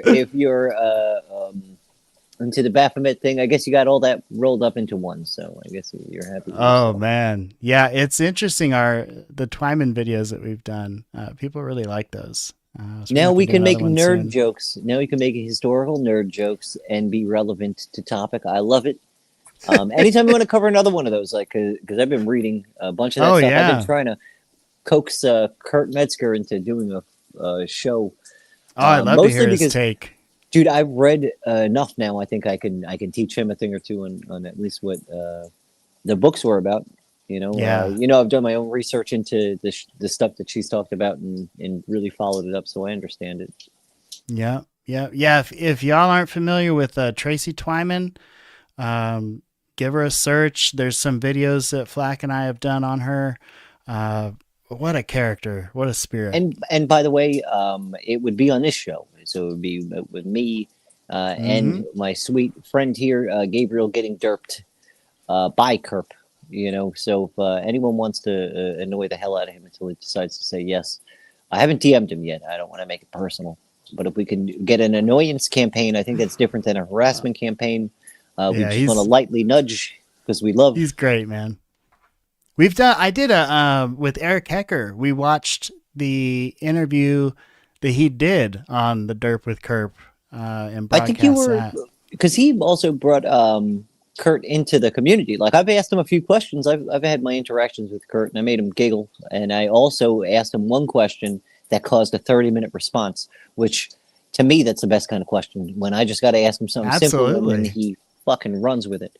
But I love Kurt and you got to talk to him because you were in that space too, but it was just I think a full 2-3 months before Eric a minute ago. The other thing, which we got to have Eric on this too, because I know the timing never works out with Eric, but we're gonna have. He's a morning guy. He in Alaska, is, and Alaska time, so it's definitely different. But yes, we're gonna have to get Eric back on pronto. I'm interested to know what he's kind of working on now. Okay, being a man in the woods, I think. Working on kicking ass and taking names. Yeah. All right, here's more of Epstein's girlfriend, apparently ex-girlfriend. Is Todd Blanche, of course, who's now acting attorney general. It symbolizes no concern for sex abuse survivors. It symbolizes protecting pedophile networks. It certainly doesn't symbolize truth, justice, or transparency. And think about how ironic that is. We're talking about the Department of Justice.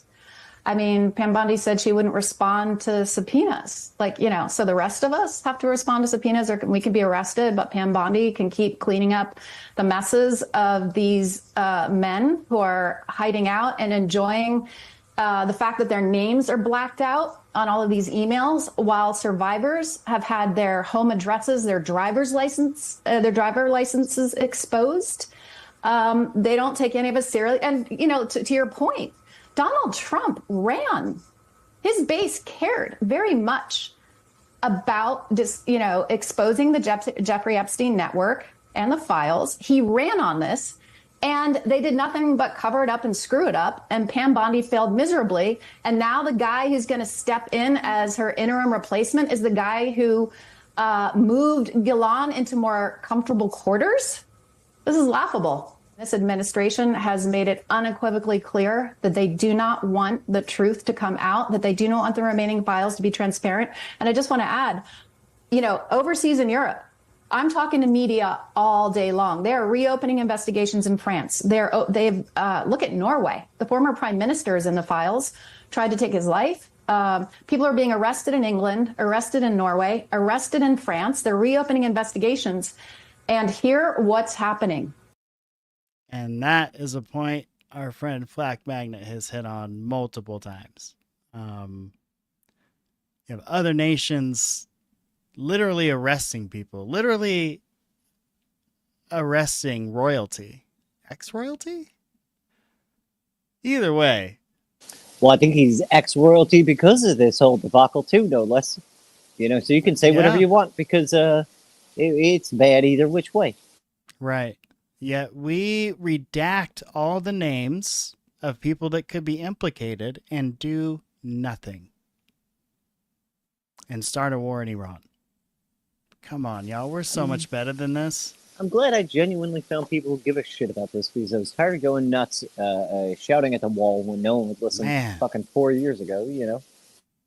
It's just crazy. Like we're better than this, y'all. Like I'm for making America great, but man, it's just not some approaches I would take to some things. That's for sure. Todd Blanche is going to step in as like the beacon of truth and transparency. Mark Zuckerberg and Meta took down my only social media account where I was communicating about this, where journalists were following me, where activists were following me, where other survivors were following me, where we were communicating. I was letting producers of TV shows like this could see that, oh, I just did this, project in Norway. My account was suspended with no warning and no violation. So, that doesn't sound like that big of a deal, y'all. But to someone like her who is an activist and relies on this tool like to do her business and to do her activism, to have that account just like deleted for no reason. They've done that to Juliette Bryant a whole bunch, and she is in the files. Number one, she's in photographic evidence, and that weird surgery picture. She has the same pants on at the Zorro Ranch where she has missing time and recalled waking up after feeling drugged. She's wearing those same exact pants in the photo. So, like, unless... And this is the thing. She said those are her personal pants, right? Because, like, Epstein had clothes and shit on the property or whatever for the girls that needed it. And she said those were her own personal ones. So unless they were stolen from her or bought at the same exact store around the same time, because remember, everything is seasonal when it comes to clothes. I wonder how plausible that shit is. Yeah. This isn't also the internet days where you can just buy that shit online if you like something. Right. Yeah, you got to go out and get it. Yeah, it's like in the video, the lady was saying earlier, like we didn't have Google back then. We couldn't. Oops, sorry about that, y'all. We couldn't go and look up Jeffrey Epstein brain surgeon, because it just wasn't a thing back then. Oh, there's an aspect of media, being complicit, and I think a lot of the muting of the coverage of this story here, and that is real, y'all. That is why we get so few viewers on these videos, because they 100% tank it right from the gate. I mean, unless you're bringing your own audience, YouTube is tanking Epstein coverage. They don't do it in obvious ways, but we've been running these Epstein episodes for a while, and we do other episodes too, cover other topics as well, and the analytics are really interesting when you look at the Epstein videos, almost as if there's an effort to keep people from talking about it. Very strange. Really concerning. So this stresses us all out. We're not getting transparency out of the DOJ. And then mainstream media coverage of this, not you guys, you're awesome. And Aaron Burnett and Joanna Coles from the Daily Beast, you guys have been awesome. You're staying on it. But we are deeply frustrated. The difference between coverage and who's being held accountable here in the United States compared to Europe is staggering. It was the spring of... Okay. This is a long one, buddy. So everybody, take a minute, stretch out, get your popcorn, get your soda, because this isn't even the full video. If you go to Senator Whitehouse's YouTube page, he has the full thing posted.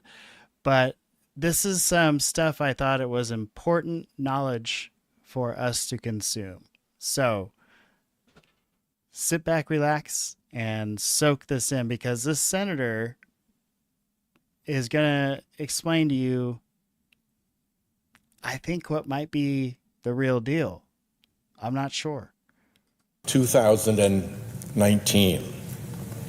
Public and media interest in Special Counsel Robert Mueller's report into Russia's election interference operation reached a fever pitch.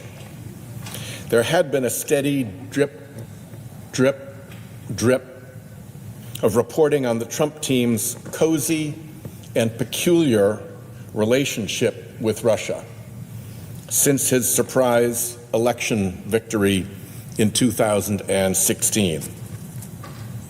Ahead of the Mueller report's release, Trump's Attorney General, Bill Barr, issued a letter to Congress purporting to summarize the report's findings. The letter declared that Russia and the Trump campaign did not collude to steal the election. The press, ravenous for any news of the long-anticipated Mueller report's conclusion, largely accepted Attorney General Barr's narrow, carefully worded conclusion. And not yet having access to the full report, blasted the Attorney General's summary around the world. Trump himself declared, all caps, no collusion. He said he had been cleared of the Russia hoax, a term he reserves only to describe things that are true, like climate change.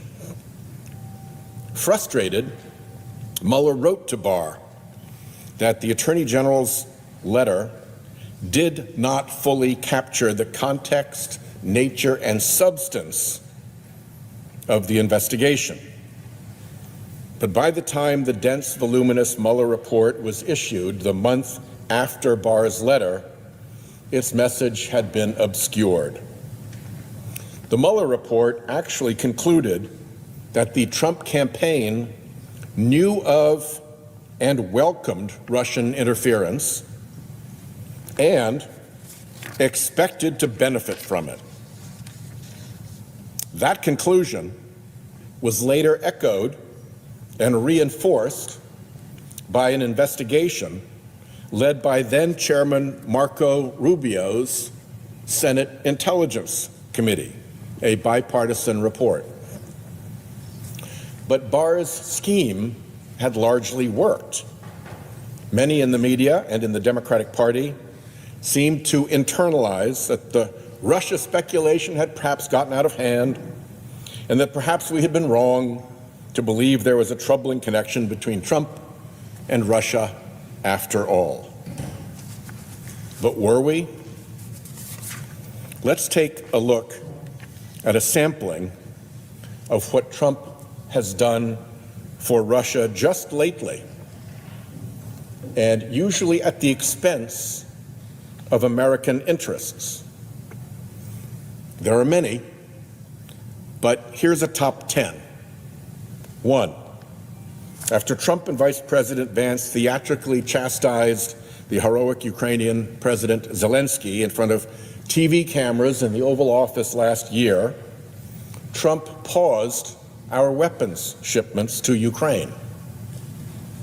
2.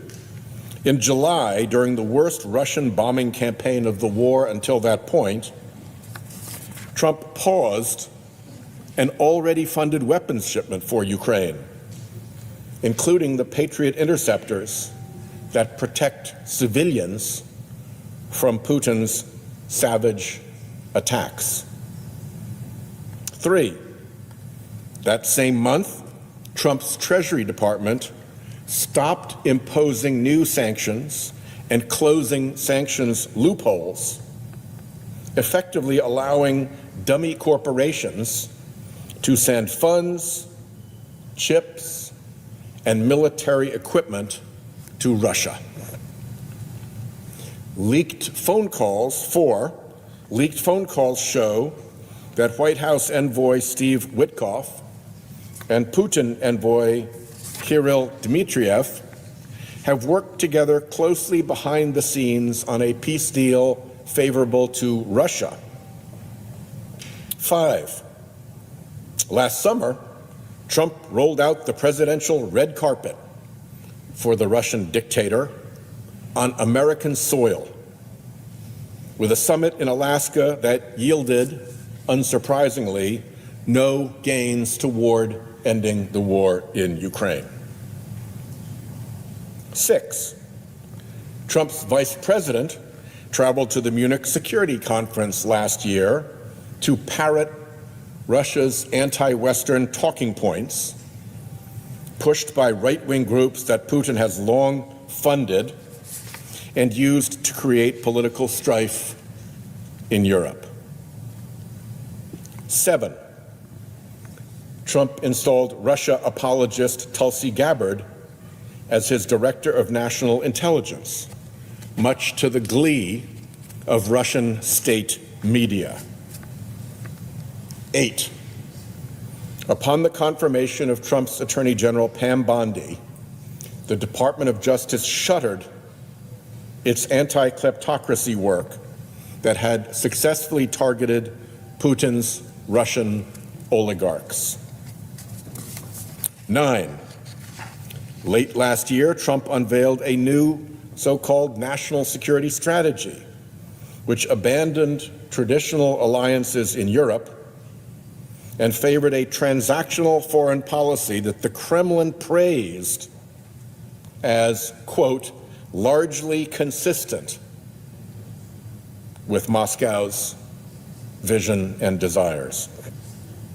And 10, the Trump administration is even paving the way for Russia's return to global sports competition, ending its isolation in those arenas in the wake of the hostile Ukraine invasion and state-backed systemic doping programs in Russia.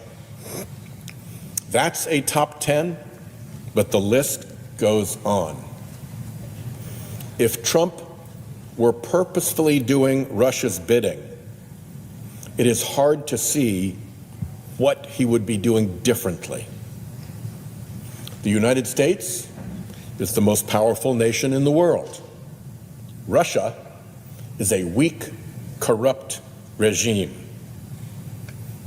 My old friend Senator John McCain used to say that Russia is a gas station run by gangsters with an army. It doesn't make sense that the President of the United States, who insists on being dominant in essentially every relationship, is so submissive to one person, and that one person is Russia's dictator, Vladimir Putin. So what is it about Trump and Russia? And could it have any connection with Trump's close friendship with the deceased pedophile Jeffrey Epstein? Much about Epstein remains unknown. But the survivors who have come forward and the millions of emails released through the bipartisan Epstein Files Transparency Act have shed some light on the operation of the late financier's global pedophile ring. And over, it touches Russia. When recently asked by a reporter about the Epstein files, Trump said in part, "It's just a Russia hoax." Again, hoax, the word he uses for when something is true. But the most telling part is that Trump's mind asked about Epstein, immediately went to Russia. Russia, Russia, Russia. I should start by pointing out that Epstein's ties to foreign intelligence may never be fully known. It's a murky world. He had links to officials in the United States, Russian and Israeli governments, and many others. But it's worth looking at those ties to Russia, a nation so hostile to the United States. Epstein's career began in the mid-1970s at the prestigious Dalton School in New York City, where despite dropping out of college, 21-year-old Jeffrey Epstein was given a position teaching high school mathematics to the children of some of New York's wealthiest families. Perhaps of note, the outgoing headmaster at the time of Epstein's hire was Donald Barr, the father of future Attorney General Bill Barr, and a former intelligence officer during World War II. The elder Barr was known for making unconventional hires at Dalton. After a couple of years, Epstein was able to leverage the elite connections he made at Dalton to a job at Wall Street investment bank Bear Stearns, where he rose quickly through the company. However, after getting caught fabricating his resume, using the company credit card on expensive gifts for his girlfriend, and ultimately providing privileged stock information to a girlfriend, among other unscrupulous behaviors, Epstein called it quits and started his own financial firm. Those early scams were just the start. Shortly thereafter, Epstein fell in with a wealthy man named Douglas Leese, a British defense contractor with connections in the arms industry and the British government. During this period, Epstein would tell people he was a bounty hunter who tracked down hidden money. According to Stephen Hoffenberg, a former business mentor of Epstein's, who went to prison for a massive Ponzi scheme that he later said Epstein had designed, Leese introduced Epstein to Robert Maxwell. Ghislaine Maxwell, who became Epstein's girlfriend and sex trafficking accomplice after her father's death, was Robert Maxwell's favorite daughter. Okay, so if you're having a hard time keeping up, Jeffrey Epstein didn't just come out of nowhere. Bill Barr's father helped Jeffrey Epstein's father, who then helped Jeffrey Epstein get into this elite,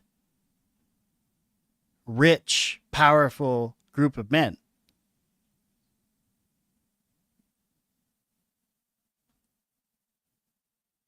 And being brought into that group, little Epstein made a connection with little Maxwell. Little baby Jizzface Maxwell. I'm sorry, Ghislaine Maxwell. That's what I meant to say. Beehole lady herself. And I don't know many who prioritize getting both a license to pilot a sub and a license to pilot a helicopter, but that is Ghislaine Maxwell. So we're going to finish out this video, and I just want you to understand what he just laid out to you is the bank scam we're going to go over. And that was the Towers financial scam. And again, before Madoff, this was the largest Ponzi scheme in American history, who Epstein basically designed and walked away from completely unscathed and a much richer man than he would have been just teaching classes of math. And we haven't really dived into the whole Russia angle yet, and we're seeing all this crime and not like a full like. Okay, so if what he is saying like Russia, that would mean like we've been saying with all of our combined efforts, right? Yes, where only a tiny piece has been covered on Russia compared to the what are we on number 10 or number 8, I think. I mean number 9 or number 10 on the Epstein files. Like, so we barely even scratch the surface getting into the Russia thing. Where like I haven't concentrated on the Russia thing because there's been so much to keep me distracted with everything else with the Epstein stuff. So, I can't imagine what the full scope would be with all of the documents, not the hidden ones plus the pittance they gave us. Oh my God, yeah. Without the redactions of both the names and some of the what must be valuable information that they black out in there. And I think, it was MD mentioned this earlier, was, it's hard to get information on Russia and Epstein, almost as if it's been intentionally scrubbed. Again, Senator Whitehouse, I can't encourage y'all enough, once we get done here, to go and watch this full video because it is absolutely amazing. And he involved her deeply in his work. An opportunist in pursuit of wealth, the Czechoslovak-born Robert Maxwell had complex, shifting ties to British, Soviet, and Israeli intelligence. Initially bankrolled by MI6, he accepted secret payments from the KGB through his Soviet-friendly publishing company and was the rare individual who traversed both sides of the Iron Curtain. In 1992, the British newspaper, the Sunday Express, wrote that a secret document signed by the head of the KGB months before Maxwell's death at sea showed that Maxwell was a political and intelligence asset for the Soviet Union. The newspaper claimed that the document indicated Soviet leadership had instructed the KGB to protect Maxwell's reputation and business activities. Maxwell's UK Foreign Office file, released more than a decade after his death, described him as, I'm quoting here, a thoroughly bad character and almost certainly financed by Russia. Journalist Vicky Ward wrote the following in Rolling Stone magazine in 2021. She said, Hoffenberg told me that Epstein had said he'd worked on several projects with Robert Maxwell, including solving Maxwell's debt issues. The word debt is in quotes. Maxwell died in 1991 under very strange circumstances, apparently having fallen off his yacht, the Lady Ghislaine, in the middle of the night. And it was discovered in the aftermath that he'd stolen hundreds of millions of dollars from the pensions of his employees. The story continued. Epstein had also told Hoffenberg that via Maxwell and Lease, he was involved in something that Hoffenberg described as national security issues, which he says involved blackmail, influence trading, trading information at a level that is very serious and dangerous. The story concluded, 4 separate sources told me on the record that Epstein's dealings in the arms world in the 1980s had led him to work for multiple governments, including the Israelis. End quote. Epstein's strategies for making money and working intelligence contacts seem to have some similarities to Robert Maxwell. For the record, Epstein a profligate liar, once told Ward that he never met Robert Maxwell or Lease. At some point in the 1980s, Epstein struck up a friendship with a fellow brash New York businessman by the name of Donald Trump. Author Michael Wolff has said of Trump and Epstein, they shared everything. They shared their airplanes. They shared women between them. They shared constantly business and financial advice. Ew. What up, Hey Ocean? Good to see you. Yeah, that's disgusting. I mean, they shared business and women together. Right on. End quote. Gross. Oh, that's so filthy, dude. And then he tries saying he never met Robert Maxwell. Never met him. Daughter is intimately involved in my life, but I never met the guy. Don't know who he is. Give me a break. And if y'all don't know the story of Robert Maxwell, that's a fucking movie just waiting to happen if they're not already working on it. I mean, this is a guy that convinced everybody that he is powerful because of his influence over the press and the media, but he wasn't rich and he liked to act really, really rich. And when he died, they found out he was just really broke, and he would take money from all of these spies for information or to print a story that maybe they wouldn't normally print. He was 100% compromised.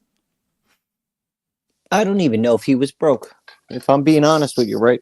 Like, he didn't give off the vibe that he was exactly broke. He gave off the vibe to me that when he died, he had enough things, like with Epstein.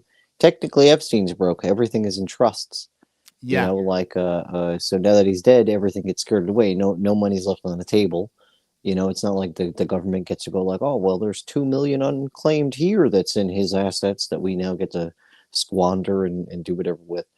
I think that Maxwell was probably a little bit better at it. And it was also during a time where when he died, it was a bit easier to do things after death. Not so much like now where everything's digitized and people are watching these accounts now like hawks. Footprint everywhere, yeah. Mm-hmm. Yeah, that's a great point. And Steve pointed out earlier. Ocean. Yeah, we love Ocean. Steve pointed out earlier Epstein had the former prime minister of Israel living with him. And I do recall finding that email where he was like booking Epstein's house like a fucking Airbnb down in Florida. And I remember Epstein, like something, he was like arranging the car ride for him and all this crazy shit. Nuts, man. And let's see. Steve says Trump's current plane is the old Lolita Express. Literally bought Epstein's old plane. Oh my God, I hope that's not true. I have seen pictures of the Lolita Express retired in this old fucking, I don't know. He did get the Saudi plane. Facility. He did get the Saudi plane. He did He get did? the Saudi plane. That could have been Epstein's plane. Let's say he sold it to a Saudi, then the Saudi sold it to a Saudi, then the Saudi sold it to Trump, and now he has Epstein's plane. Really? Yeah, that just sent me into a whirl because that's genius. And I didn't even put two and two That's together. pretty good. That the Saudi one could have been the fucking other plane. He's had tons and tons of planes. So wait, he recently bought a plane from the Saudis that you think might Remember, be... when he became president, they gifted him one. Remember, they gave him a whole fucking $40 million plane or some shit like that? And that was the Lolita, because the last time I saw the Lolita Express, No, I'm it not was saying like- I'm not saying it's Lolita Express, It was but he like a did have a beat ton up of planes. old- Yeah, Yeah, it's it was supposedly like in Arizona retired. or something now. Yeah, it was like in some lot, parking lot. retired. Yeah, there's actually some kid who did an urban explorer inside the plane recently. Well, I saw that video, but I think it was fake. I think they just took the pictures of all the stuff that's in the plane and just made an AI video out of it, to be honest. TBH. I don't think they really rated the plane. Ooh, tricky. Yep, I said it. You know where I'm at. Drop me a comment. Anyway, I don't think that was real. But it would be so weird if he bought the Lolita Express, because that would be because he really wanted it. Like, he'd have to put out effort to get that particular plane. It wouldn't be like a coinky dink, right? You'd also have to be mildly retarded, to do that. Like, I don't know. Oh, that's such a public thing. You know what I mean? Like buying his island was a bold move, Cotton, Yeah, MD makes a great point. They look at things, they don't look at money the same. It's trades and favors. They don't get in their feelings about money like us peasants. And that's a great point. And a good example of that is a book called Rich Dad, Poor Dad. And that's a really good example to see the difference of how kind of us normal folk look at things and how these rich folk look at things. And with the extremely wealthy, everything's on credit. Essentially, they don't want to pay for anything. They don't want to actually have to buy anything. They're extremely cheap, even though they're very wealthy. It's really interesting. And I'm speaking in generalities, obviously not all of them, but a lot of them. They get so greedy that they develop Ponzi schemes. And earlier today, we were getting ready for this episode, and we decided we wanted to look into, the Ponzi scheme stuff, and just the banking, trading stuff, like in general. My dad. And I'm sorry. And so I started off with kind of the earliest stuff you could find on him in the banking and financial world. And that was his stuff with Hoffenberg. And it really makes a blip in 1987. He's getting paid a shit ton of money, and he works on this, they call it a Towers era deals, which was this company named Towers, and all of their deals included, they would try to like raid companies. I don't know if you're familiar with that movie Wall Street with Michael Douglas. Did you ever see that one? Yep. I also understand the shorting and all that stuff. The pirate shit. Yeah, there's also this thing called black ice stocks, where it's a totally different layer of that. Jason Burmis gets into that a whole bunch, where it's it's like where, let's say you have a company. There are ways for people to bid and buy your company right the fuck out from under you, and then you just get whatever you get.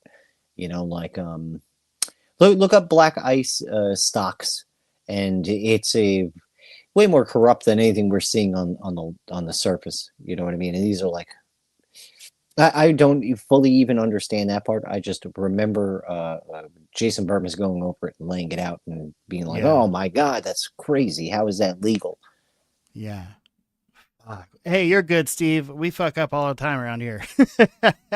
At least you care enough to look into it. That's the thing, right? Like, you at least aren't so lazy that you won't hit a couple keys on your keyboard and use your brain to think. And we love that. We love. And now I'm going to go see who he got that plane from and where that plane came from, though, because you may have been partial. Like, you may have been partially right. Maybe he did buy a plane that once was owned by Epstein. Who knows? Exactly. I know he got a free one last year. Yep. Be wrong all you want around here. We love it. Okay. So what I gathered, again, I set these kind of search parameters. I'm not going to lie, using AI. And this is kind of what I've gathered throughout the day. Now, I have gone and actually looked at the SEC filings, and I have gone and looked at some of the reports from CBS and some of the other news outlets at the time, so I can confirm this isn't just some made-up shit from AI. This is my input, the AI's research, and kind of what we came out with. I don't have AIDS, I promise. Flack, tell them what AIDS is if they don't know.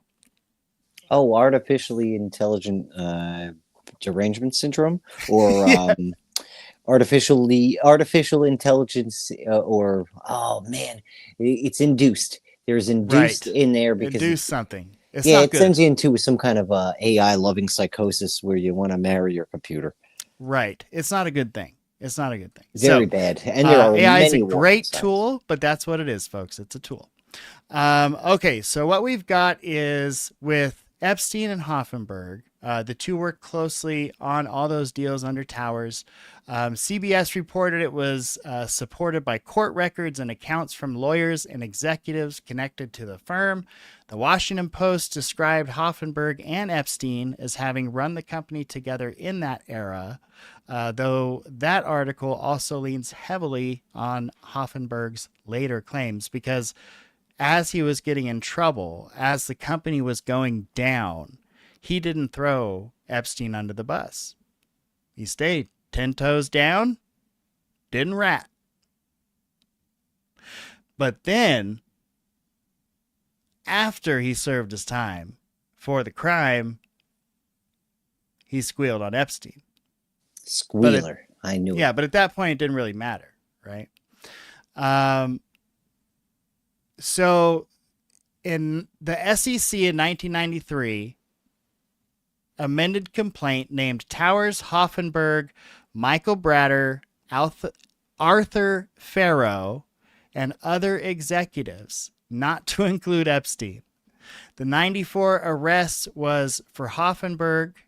The later SEC action against legal officer Michael Rosoff likewise focused on Rosoff and the named Towers executives. Epstein's name does not appear in those SEC case captions, and the criminal civil opinions available from the core Towers litigation also focus on Hoffenberg and the others that I previously mentioned. No mention of Epstein. So officially charged participants in the Towers fraud and later allegations that Epstein was an uncharged participant.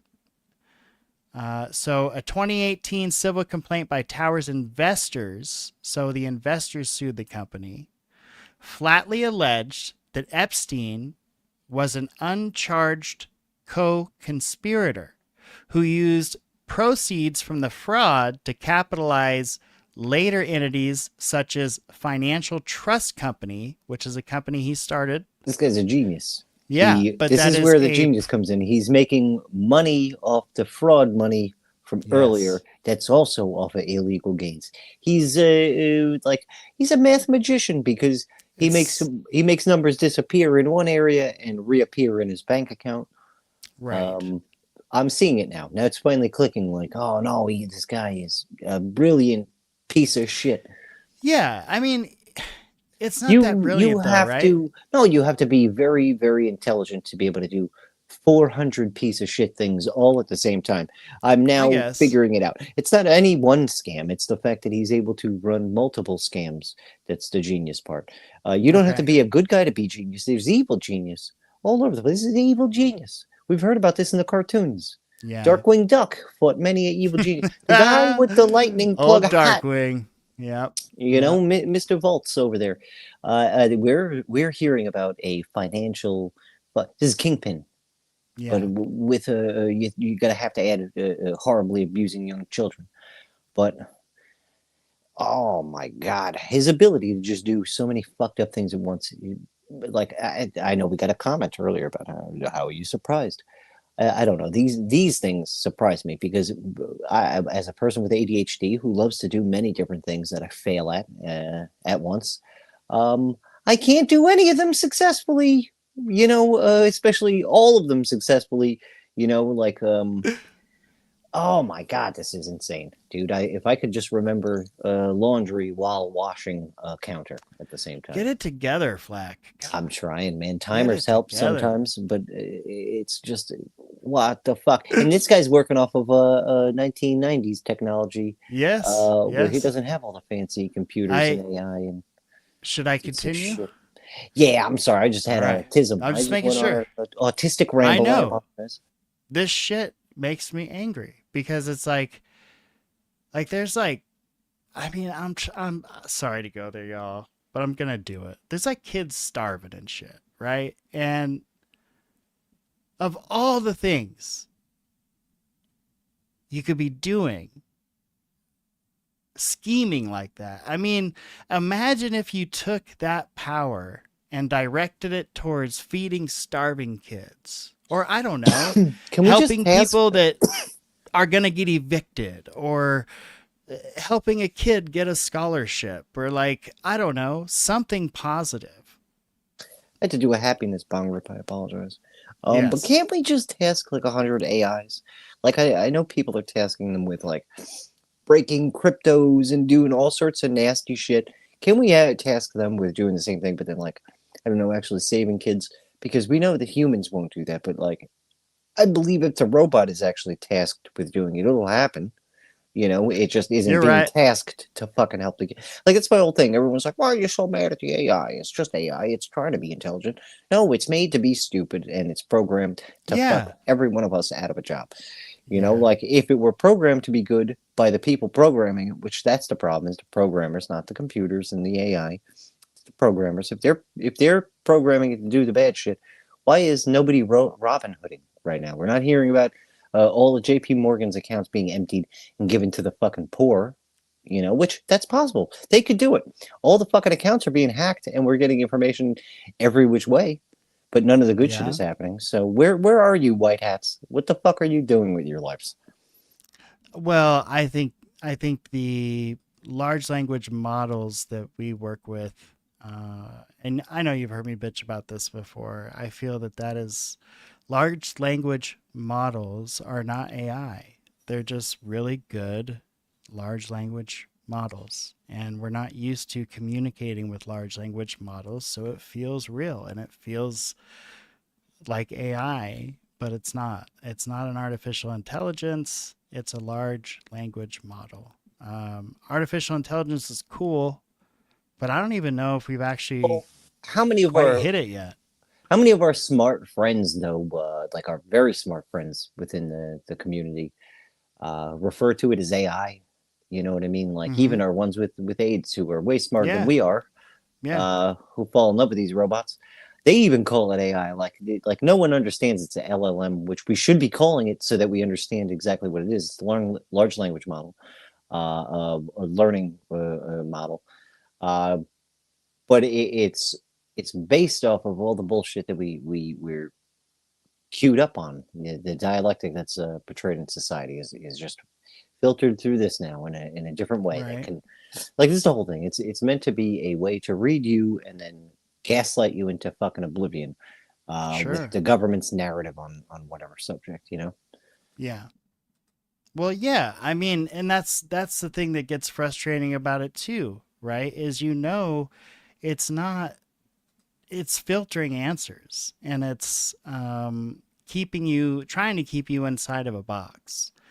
You know, I have the model I work with pretty well trained for my research, but I still catch myself saying, you know, stop that. Stop trying to add a narrative. Just find the story, you know, just find the number, find the facts, whatever it may be.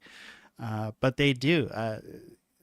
They'll try and put in some kind of narrative that it thinks you're going to buy into or whatever. Now that you've looked at all the emails that you have, and we've covered everything we have, and you've got like a good hearty knowledge of this, right?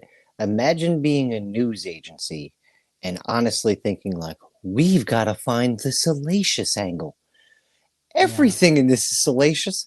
Everything is a news story in itself, you know, and to think that for, dude, up until 2025, they tried their hardest not to ever talk about this. Meanwhile, like, this was the juiciest bit of political celebrity, everything to its most degree of depravity that could have been turned into a clickbaity title without it being clickbaity. And they chose to ignore it. Like, how I don't know, how corrupt you have to be for you have, like, our society has built the model on clickbaiting, right? Like, we're there because whatever powers that be have heavily weighted you making money on clickbaiting bullshit, right? And just society making money on clickbaiting bullshit, that even that didn't entice them to talk about the most interesting fucked up story on the face of the earth for the last like 20 years. Yeah. It is an interesting place we find ourselves in. Ron, Good to see you, buddy. Ron says the war is back on, that they have shut down the Strait once again. So I went ahead and pulled up my trusty news source here, and recent article 32 minutes ago says Iran says peace talks would be, quote, unreasonable following Israeli strikes. So there was a ceasefire, right? Donald Trump said he was going to wipe out civilization. God help us. And then Turkey somehow, I guess, negotiated the ceasefire for 2 weeks. Well, it's been less, I guess, a little over 24 hours. Well, yeah, I was seeing video like after I don't know what the hell time I ended my space, but I was seeing videos at like Really? maybe 6 o'clock in the morning. Yeah, Israel just lobbing missiles back over at Iran. Lebanon. Yeah, so I mean, like Israel's not had any ceasefire themselves, and I don't think Iran has considered the ceasefire with Israel because they don't adhere to that shit. Yeah. Well, the you know, ceasefire was us and Iran, not yeah, but you know Israel and Iran. you know how that works. You know, like war is a fucking just like war, dude. just like now it's back on between us, like because it hinged on certain contingencies that Yeah. all sides kind of had to agree on in whatever impossible fucking way that would have been. Man, it's the thing that's people should really think about is like, let's don't get political about it, but let's think about like the actual, how is it actually going to affect you, and how it's actually going to affect you and us, at least from the research that I've seen and looked into so far. I kind of stop after about an hour or two because it's depressing, because you start reading all these articles about it's not just oil that comes out of the Middle East, y'all. It's a lot of really important stuff like helium and fertilizer. I mean, oil is just one piece of the equation. The damage that's been done so far has knocked out 30% of the global helium supply. And I know we talked about this last night. Like, it's not, helium goes in every phone. Helium goes in every TV and every computer. Helium's important. If you take out 30% of the helium supply, we're talking there might not be an iPhone upgrade next year. It's so valuable that they're contemplating mining efforts on the moon because of some valleys and wells that do contain H3. That doesn't surprise me. Same thing with they believe it exists in pockets under the ground. So, I mean, it's valuable enough they're willing to waste millions to just get over there to get it. It's up in the, like, I believe upper atmosphere, there's a bit of that as well, but you don't really want to deplete that stuff, then you're fucking with the ozone layer and fucking with our that'd be a own good ability idea to start harvesting the ozone layer. But I mean, it is a very, very valuable gas. So, and this is a thing, and fertilizer, pretty important that we all eat. And the information that I read showed that in a couple of years, India could be starving. India, how many people are in India, dude? Over 100 million? I was going to say 25, but way over 25. You know, it was like an over under. I was going to say way over, but conservative 25. Let's take a gander. That's probably going to be like 40 million, well, maybe 150 million, something wild like that. 1.47 billion people. Oh my God, we were worried about the robots taking over. You better hope we don't upset the Indians. Okay. 1.5 billion people. If they all just decide to jump up in the air at the same exact time, they will create a tsunami in the United States so large we will lose Florida and California. Now, this is facts, 100% facts, people. Look this up. It's in the 1932 It's worth World Google. No, I'm only kidding. I would assume it'd be that easy with 1 billion people. You know what I mean? Especially, all right, if they flood every single call center we have, right? Our news, our power, our cable.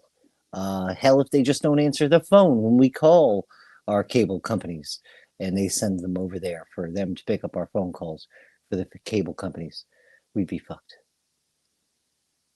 You know, there's a good bit of humor in that whole bit of truth I just outlined there.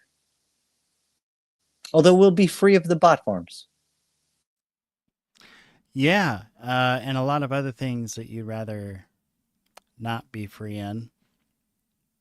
Let's talk about this place, because we touched on this a little bit last week. Now, well, let me finish my little spiel here. I'm sorry, I'm all turned around. Let me finish my little spiel here, because I did do a lot of research on, and I read a lot of information on this. So I think it's important. Some of this stuff I think is really important that y'all hear. Go ahead, sweetheart. Get it out to your heart's content. We're going to get this shit on the record. So, is going back to the Towers thing. We know that Towers Financial, they ran a Ponzi scheme for $450 million, $500 million. Jeffrey Epstein, all right, Steve Hoffenberg came out after serving his time and explained in detail, you can go out there and find it, how Jeffrey Epstein plotted and planned this Ponzi scheme, how he put it together. And that's where we broke off onto our tangent, because... Oh, I could answer just one quick question from the comments right there, down there. Yes. I'm so sorry. Oh, I'm so sorry. Did I miss a question? Yeah, what is this war for, and who benefits? We don't need to know what it's really for, because I'm believing that'll answer probably both questions in one. Bankers and military-industrial complex, right? They always stand to gain the most. The person who's selling the bullets always wins. Okay, Yes. and that's our military sells it to our military, right? You have retired who open up their own businesses. Sometimes they're not retired. Sometimes they are still enlisted or still have some government affiliation, and then also open up an armory, gun manufacturer. Hell, even MREs are a massive business. We have expanded the military contracting business to, it's like an epicenter in Virginia right now. I mean, military contracting is where it's at. That's where the dough is right now. There's entire companies and careers happen because of military engagements. And yeah, that means like killing people, blowing people up, blowing things up.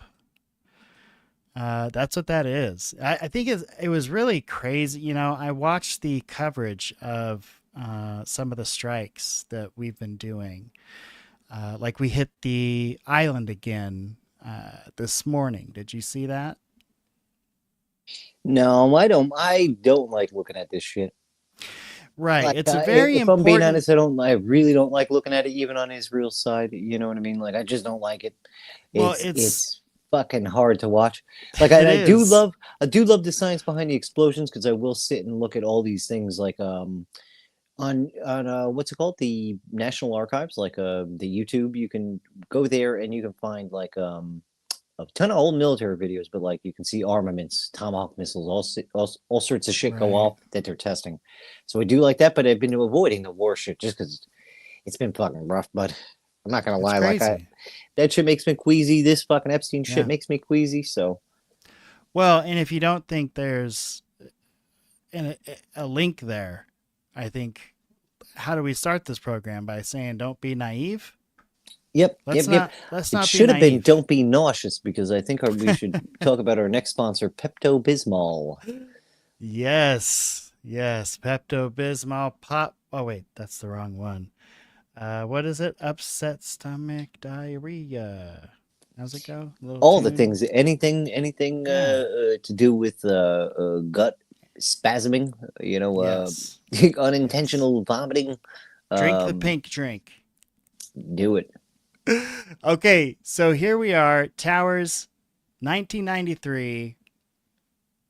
The SEC goes in, they arrest all those people. None of them are named Jeffrey Epstein.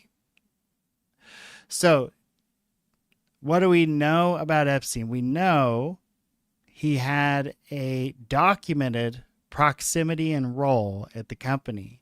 He was not some distant acquaintance. He was working with Hoffenberg during the relevant growth period and appears to have been involved in strategy and deal making around Tower's linked ambitions. So it's not like this guy liked him and gave him a breezy job, in a big office, and he was doing blow and his assistants all day. He was like charting out and graphing and plotting and planning how this company was going to run the largest Ponzi scheme in the United States. There had been nobody that had done this before at this level. You know what I think it is? Like, because we've watched the Wolf of Wall Street too, right? Yeah, that's what I think of. Where we have the penny sales, right? You got to have that guy on both ends. You got to have that guy on your sales team, but you also have to have him in the boardroom talking down the other board members and the other shareholders about how it's okay that we don't have anything to show for the last 10 months and I just took 15 million of your dollars. But no, it's going to come. You need to wait on it. It's got to be a guy with a billion excuses to, I guess, keep the animals at bay until he can take his money and fuck off, because that's what Maxwell did. There's a company called Sotheby's where the CEO did that with a bunch of union members' fucking pensions and all that shit and fucked off with millions and millions of dollars, and they did it through 401ks and stock trading, and it really bad. There was Christie's did the same fucking thing essentially. I'm trying to think who else. It just keeps happening. So it's what happens for time immemorial. You have a corrupt entity that's able to skirt away with millions, but also have a slick enough tongue that nobody looks until he's gone.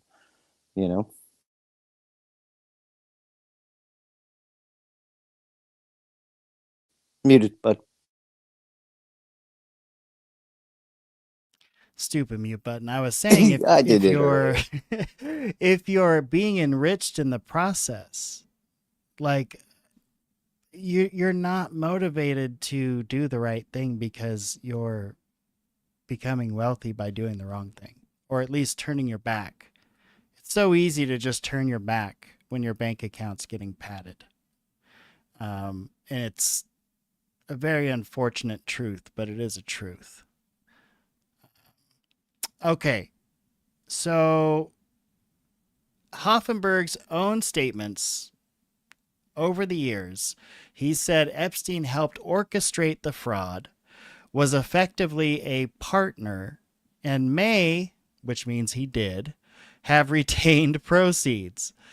Those claims were repeated in major outlets and later became the backbone of investor litigation because in 2018, there was an investor complaint, and it alleged that Epstein concealed gains, diverted money, and used misappropriated funds as seed capital for later businesses. That complaint is important because it shows what victims allege under oath through counsel, but it doesn't quite prove the claims were established in court. And I have that link here for you. I also sent you a link over something that we can palate cleanse with. It's about 30 seconds, but we don't even need to play the audio on it. Just play the video and I'll explain it as it goes. Where did you send it, buddy? In X? The old Twitterino. Okay. No momento. Okay, if you can't click that link in the chat, just let me know. But that link should take you to some paperwork from the actual hearing there, some deposition from the actual hearing. I am looking for your message. Give me just a second here.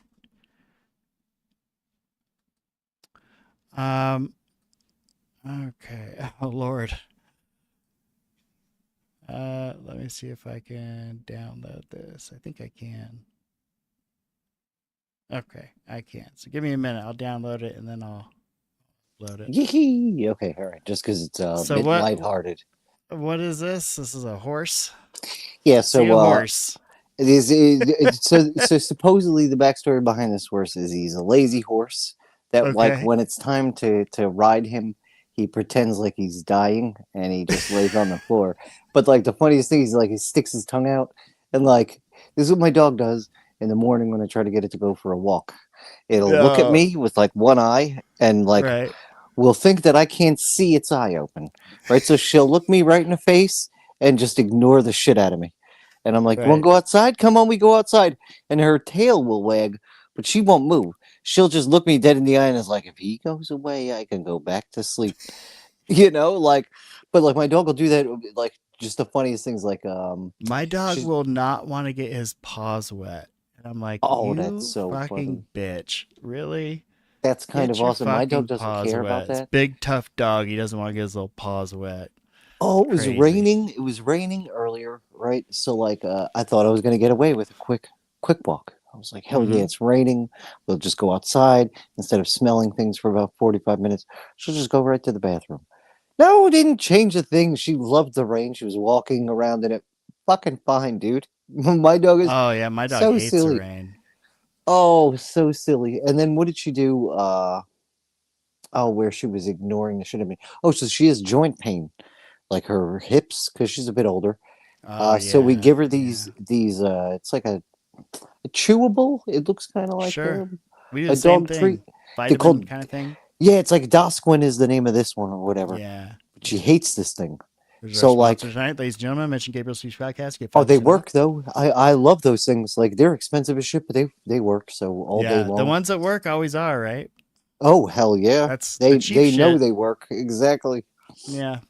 So now I'll put that on the ground and then I'll put the treat there and she'll just ignore both. She's like, I don't even need your stinking treat. I don't need you stinking this. And I'm like, too good for this. But she won't even look at me at that point. She'll just stare at the wall, you know. And I'm like, oh my fucking god, this dog, you know. But so yeah, this horse has a personality very similar. All right, let's check it out. Let's check out Animal Kingdom, there is a horse named Tom. He has become a master of disguise because he doesn't want to work. Whenever someone tries to ride him, Tom immediately falls to the ground, rolling his eyes and breathing heavily, as if he is about to die. Even when that is my fucking dog if it was a horse, dude. someone presents his favorite carrot, he won't take a bite. Only when no one is around does Tom quietly stand up to enjoy the delicious carrot. But as soon as someone approaches, he instantly resumes his act, with half a carrot in his mouth. Tom is 8 years old this year and suddenly mastered this trick 2 years ago. At first, his owner was scared by his. He has become a master of this. This is so amazing. I'm sorry I hit the wrong button, y'all. He sticks his tongue out. He sticks his little horse tongue out like, "Bleh." It's so good. Suddenly mastered this trick 2 years ago. At first, his owner was scared by his behavior, thinking he was sick, and even took him to the veterinarian. But everything checked out fine. After experiencing multiple deceptions, the owner finally understood that Tom. No, your horse is fine, dude. He's actually as smart as a person. How cool is he? Was just acting. His careful design ensures he doesn't get hurt, and even the person falling off won't be injured. In fact, when Tom pretends to be dead, he also carefully observes his surroundings as if preparing for his performance. Oh man, that horse is That's amazing. So funny, dude. Oh my god, that was amazing. Was that not the perfect palate cleanser though? Because yes, I don't want to go on a fucking karate spree.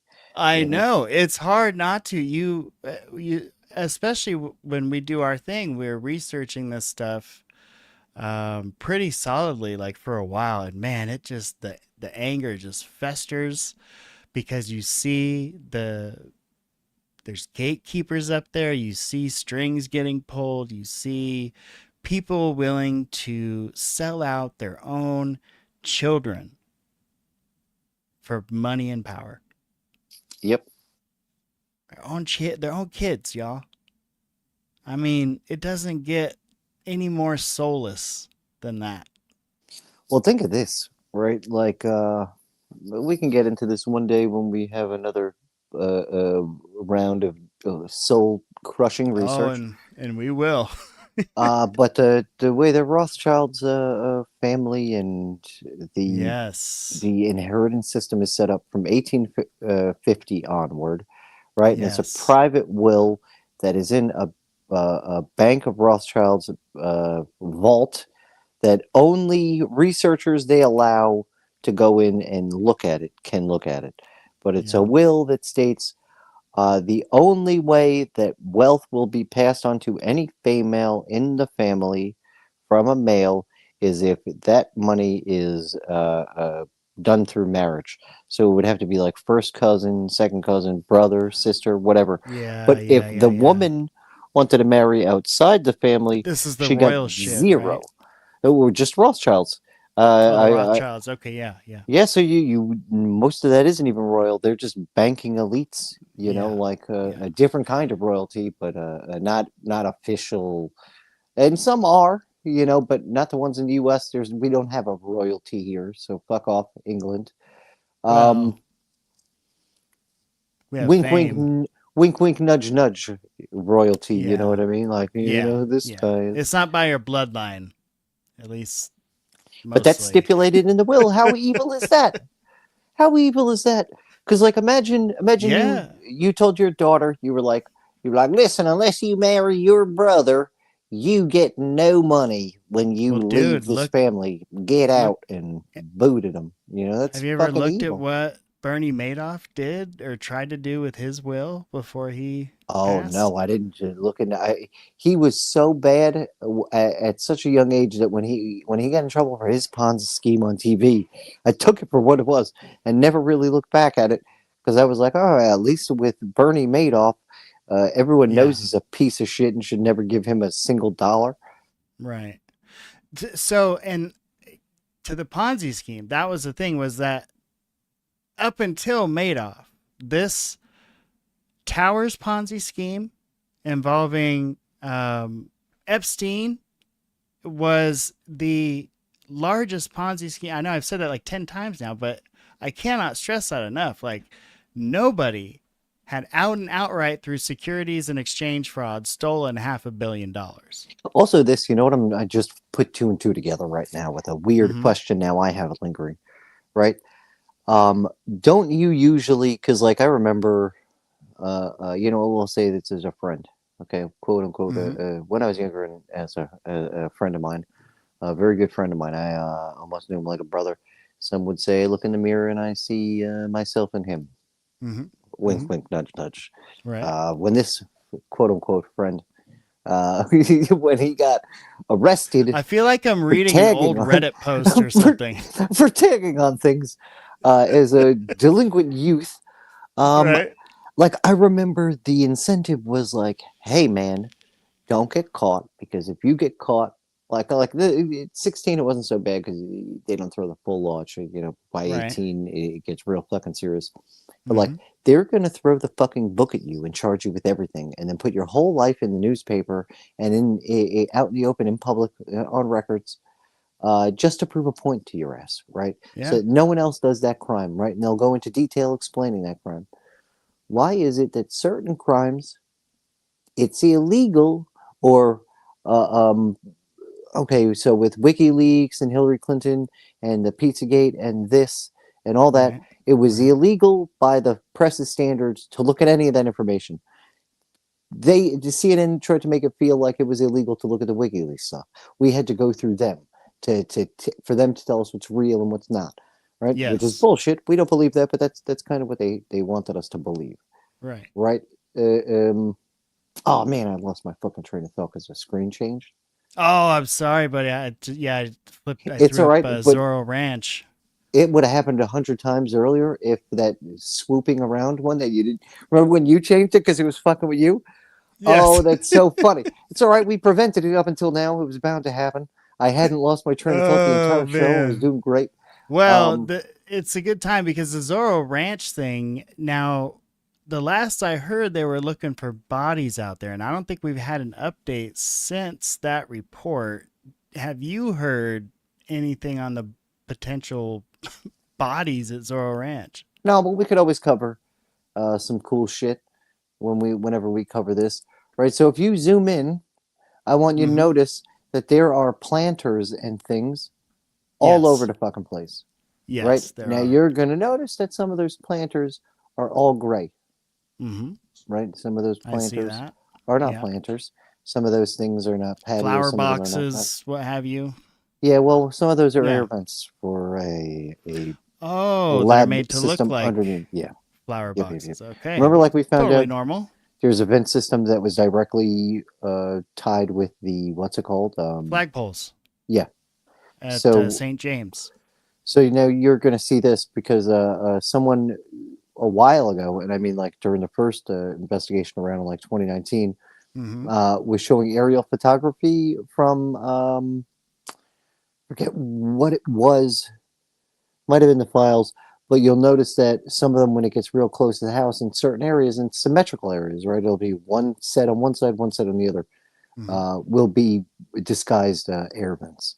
So you can see some of them. So here we go with this underground shit again. Right, and it's already underground. Look, you're looking at the underground on that first floor Now, with the columns.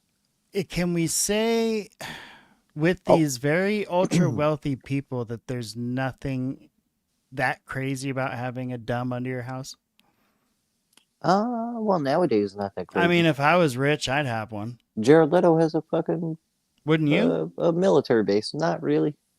You wouldn't put a little survival thing below your mansion? No, I'm a realist. Yes, you would. You know what I mean? Put I'm a little a survival capsule down there. Well, all right. So are we being honest here? Yes, you got all the money. Slingshot.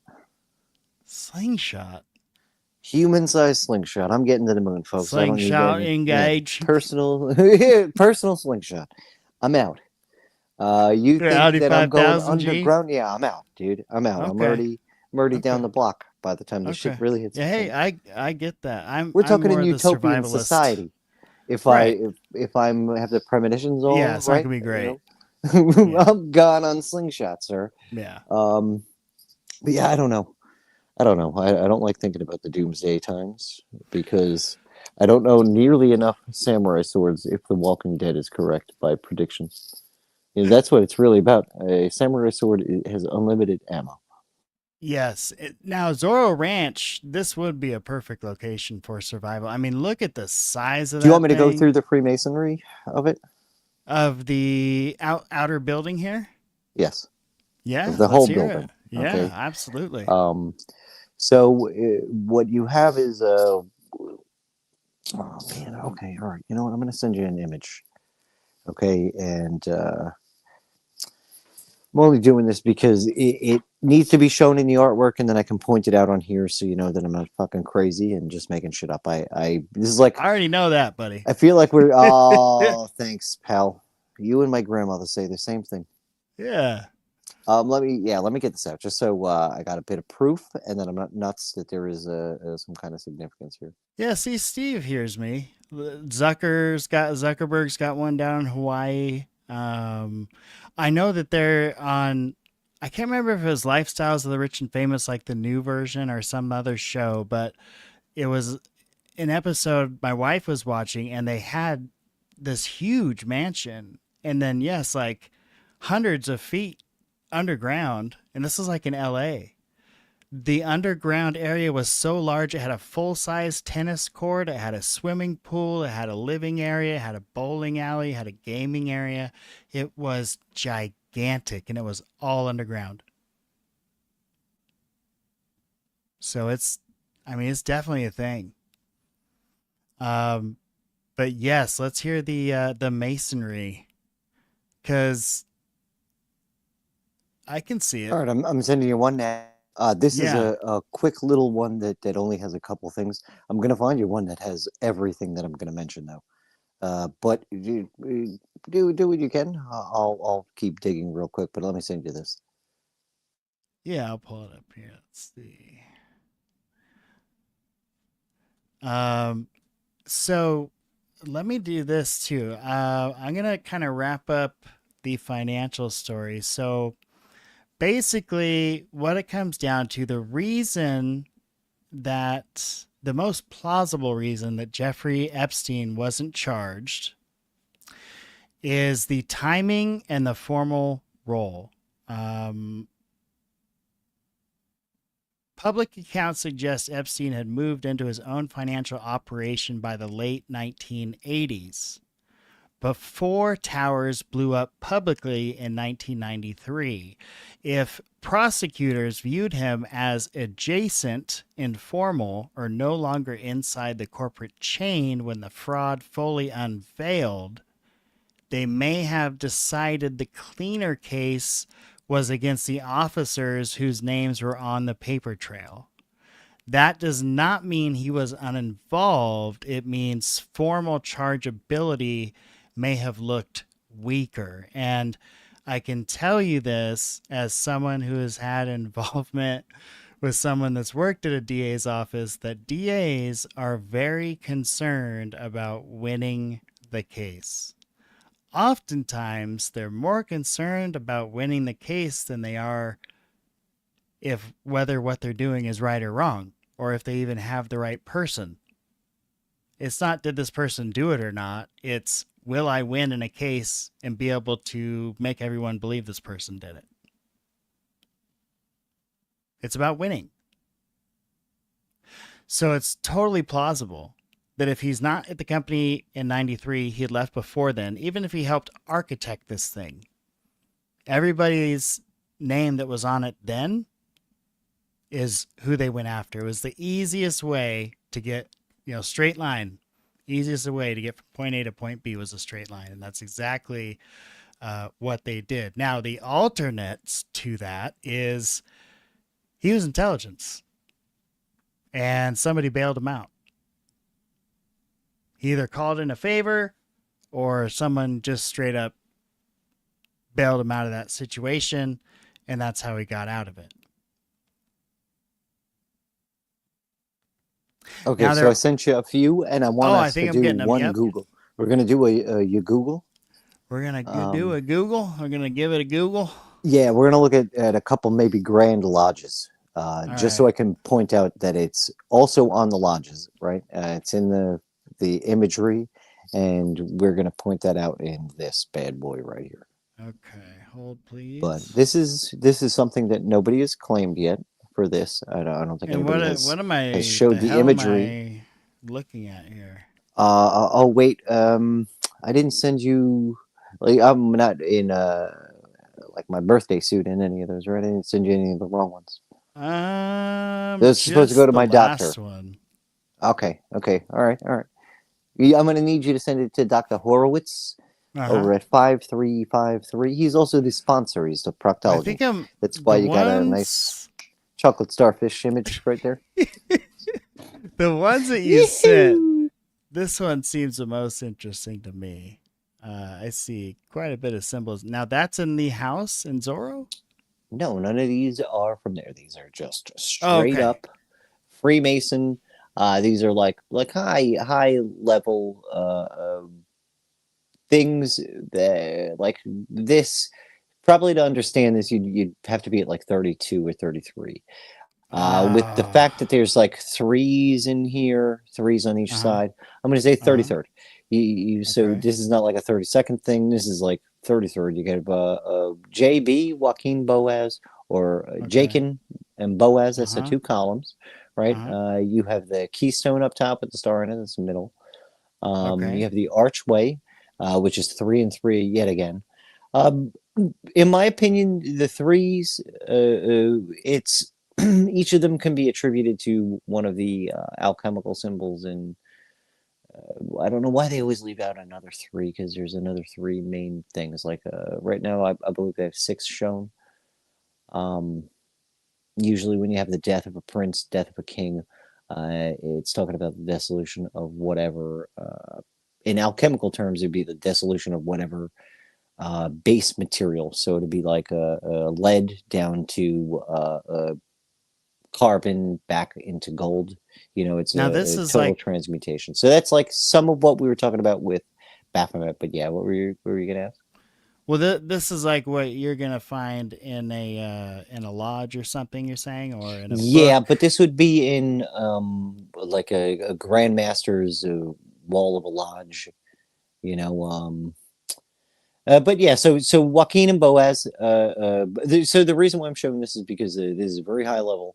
You have both the columns and the archway in this. Right. Right. You want to pull up another one so I can do the same with the other? Yeah, thing? I have this other one with the writing. I was trying to read, but I wasn't having much success. This one right here, which is like I have it zoomed in on my computer. The hierarchy of the blessed angels. Blessed angels in order of. This is a crazy book, by the way. Okay. Okay. The fall of Lucifer with his angels. London. That's about all I can make out. Yeah, 1653. This is a very, very, very old book about. This kind of proves my chops. Fuckers out there who want to say I don't know what I'm talking about. You try and find, let alone find this book, let alone fucking understand this book. What is this up top here? This triangle surrounded by circles and words in them? Yeah, this is a Freemason lore book, man, that goes into every single angel of the Bible, both Hebrew and Old Testament. Okay. Okay, so it's also demons as well. But look at the imagery, right? So that's just the material that is in the book. We're not even getting into that with this, right? So you have essentially this one is cool because it has 4 pillars. This book? This book is a book on demons. What's it called? The hierarchy of blessed angels and. What I couldn't read. Okay. Yes, sir. Yes, sir. The hierarchy of the blessed angels. They're. Oh man, that's a bit harder to read. There's something. The fall of Lucifer with his and angels. Offices. Right, so this is like their dictations and offices, like things they rule over, and the fall of Lucifer with his angels. So this is a book of everything. And how about those images, huh? On the left side, we've got looks like a stairway to heaven, and on the right side, the banishment to hell. Fall to hell, yeah. Well, now this is the crazy part, right? That's a circle, which surrounds the whole thing in allegory, right? It's like the Ouroboros, which kind of just means the firmament, and that usury. I always think of doom when you say the firmament. Well, the firmament is like the serpentine hierocracy. Okay. Yeah, it's a bit late. That makes it smaller. Okay. Almost 2 a.m. It is. We're gonna have to call this one, huh? We've been going for a while. But I don't mind getting through this at least, right? Yes. Because I love teaching this kind of stuff because if I get anything wrong, crazy. somebody can correct me. All right. But what you're seeing is the ascension to the greater G. We saw a G in the other one, which is the big G, which is we've disappeared, but cosmos, the book is bigger. Space and the Earth, cosmos, space, or man. You know, like one is corporeal, one is non-corporeal, and the other one is. So, what would you do with this book? What would be the purpose of this book? You use this to hoax other people. You get them to believe in all your fancy demons, and then you have them give you money to your lodge. This book would have had you hung at some point in time. Number one, because it's Freemason secret society shit. Okay. 2, because it's a book on demonology during the time of its verbotency. Well, so. But look. So before you start asking a ton of questions, because I'll answer every goddamn one of them. I know you will too. I have to get the main imagery out because you're asking too good of questions about stuff that has nothing to do with his. My bad. On his house. No worries. I love this because it means your eyes are open. You know, you're not just seeing it as background noise, which a lot of people just see that shit as. They don't notice that as a cohesive message. So the pillars, right? Joaquin, Boaz. There's always a third, which means ascension. Sometimes it's a ladder. Sometimes it's a ray of sunlight. This one's it's a ray of sunlight and a ladder on the side where you have like a. I'm gonna say it is. I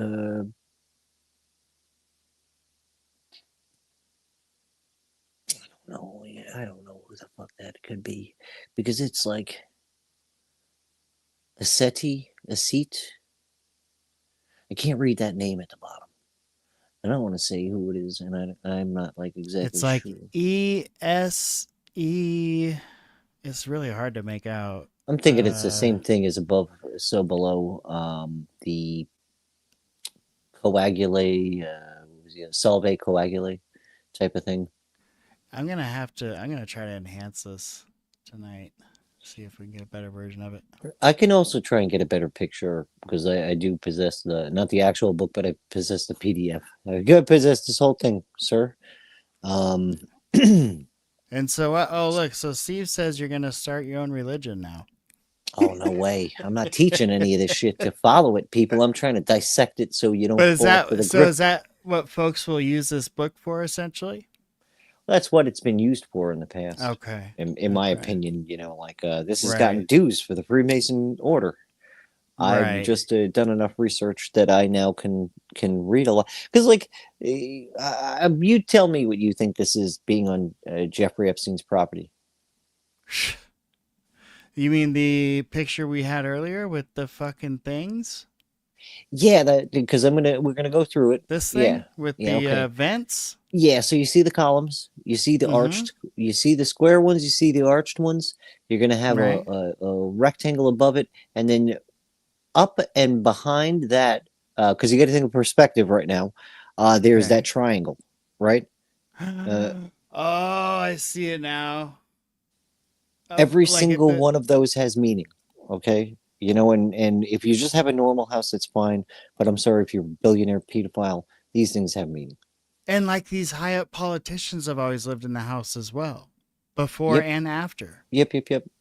And I wonder if there's a 33 in the address. Because that'd be kind of weird, wouldn't it? Dude. If it's like 33 so-and-so drive or 28 1/3. Oh man, dude, eat Harry Potter ass. Fucking Epstein. Oh shit, what an episode, buddy. We covered a lot tonight. We covered the financial fraud that he committed. Again, ladies and gentlemen, the largest Ponzi scheme in American history until Madoff came around. And Epstein walked away without a scrap, walked away like this. And he started a bunch of new businesses with the billions of dollars that he made from that scheme that he designed. It's amazing, bro. And who mentioned it earlier? They might be gone now. I think it was MD mentioned it earlier. MCD mentioned it earlier that it's almost like there's some force that was protecting him.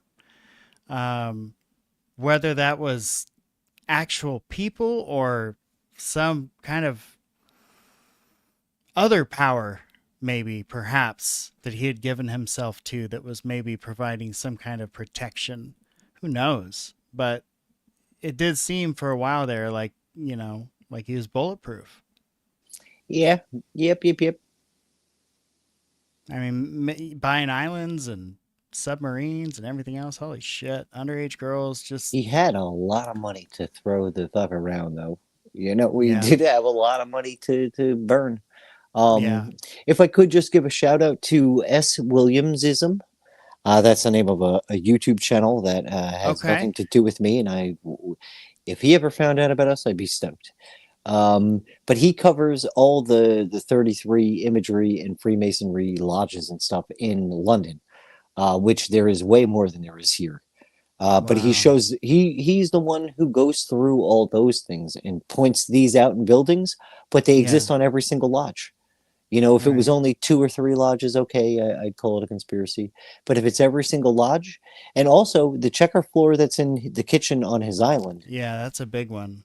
That checker floor is by the secret door of every single one of those lodges. Like you have the normal door to get into the lodge, and then you have a checker pattern floor for the one that's for like the Grand Master and all that to go in. That's not numbered. That door is usually off to the side, unnoticed, because he goes to one where it's like, this is the coolest one because that door is all the way off to the side where you don't even notice. You just look at the ground and there's like a checkerboard pattern. You walk into what looks like a inlet in the wood, and it's like a fucking door that you have to knock on, and they always have these super high-tech cameras Secret knock? facing at the thing. And a Probably. password? I'm hoping it is. If it's Shaving not, a haircut? bunging a blitz. Bunging a blitz. I knew you were going that one, buddy. Clapping a blunt. But yeah, dude, like, check him out, guys, because he'll put you on to what to look for, and he's a lot more elegant So than I am. how do you spell it again? I'll put it on a thing here. How do you spell it?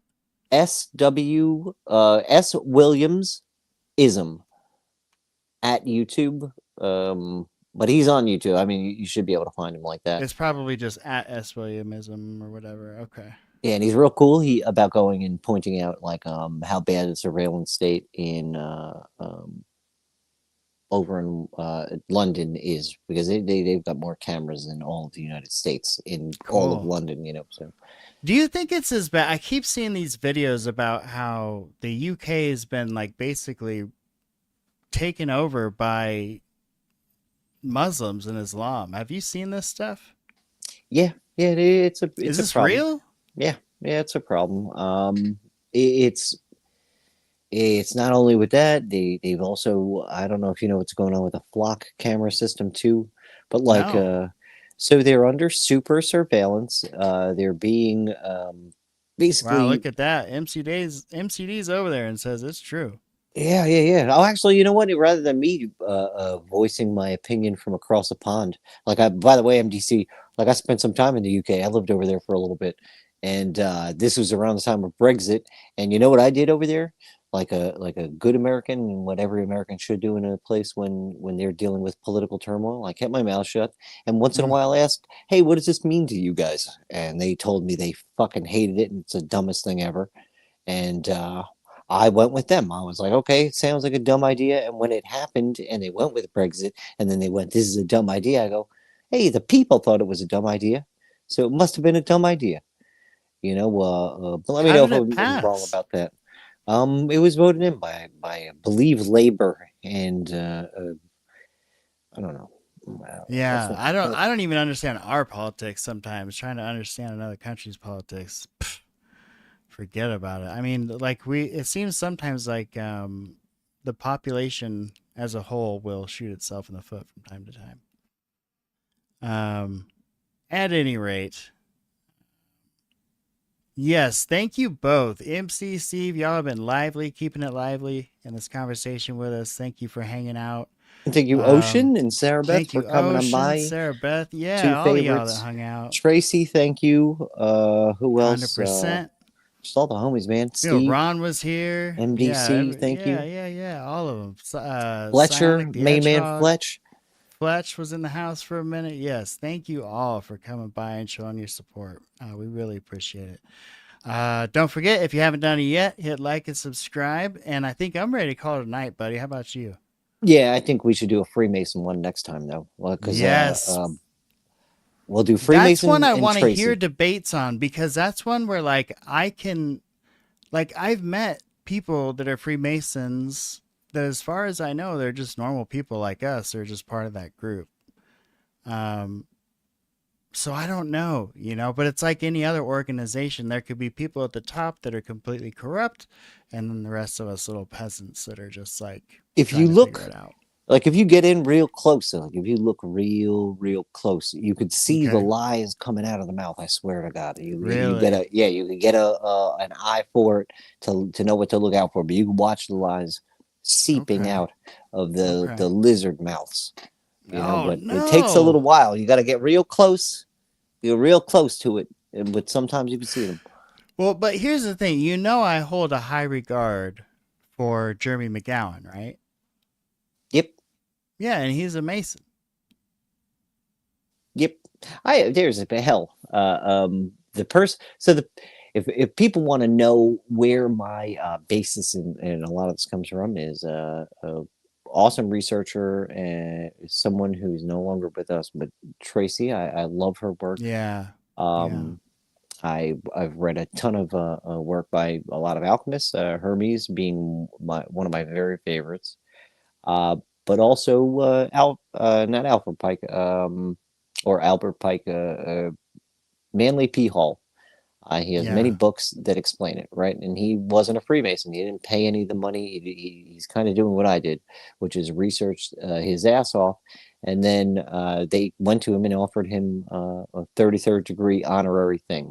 So, like, I'm getting my information from somebody who got a free subscription because he had done all the hard work without them asking him to, right? Oh, wow. So, and he wrote all his books before becoming a 33rd. You know, he just read bought a shit ton of books that were from the time, bought them from the alchemists, bought it from the secret society members, and he went through all of it, translated from about 4 different languages, and then wrote books on it. You know, so I don't know. I believe in doing good research. I believe in anyone you like, put them onto it. You know, and then your job after that is to further distill the point and make it more palatable for people who don't understand or just don't know. So I'd love to get into it. Anytime you want to talk about this stuff. Oh yeah, man. I'd love to. Absolutely. We'll set it up for sure. All right. Well, the rest of y'all have a fantastic evening. I love what you're throwing up there, MC. That's some deep shit, man. And I love it. Or woman. I don't know. I can't tell by your PFP, but it's all good. Either way. Oh, wait. I got one more thing to plug. And this is an actual going to be sponsor of the show. UFO X magazine. We're starting it up. We're accepting submissions. Oh, right. Yeah. Find us over on X. You can hit me, Lana. You can throw shit at Gabe. There's a bunch 100%. Of us right now working on this thing, and if you want in, just give us a shout, and we'll see what we do. Because right now we're taking submissions on our first issue, but it's going to be dope. We got a bunch of really awesome professionals kicking ass in this thing, and a bunch of great researchers in both hidden history and secret science, along with UFOs and disclosure in general. So should be cool. Yeah, I want to shout out Lana or Augustus. Oh man, my mind's blank. Min, everyone who's working with the magazine, and Gabriel, thank you so much for having me here, dude. Always a pleasure, buddy. I love having you on, man. All right, y'all. Have a good ass night. And Gabriel speaks at proton.me, or you can just go to @GSpeaksShow.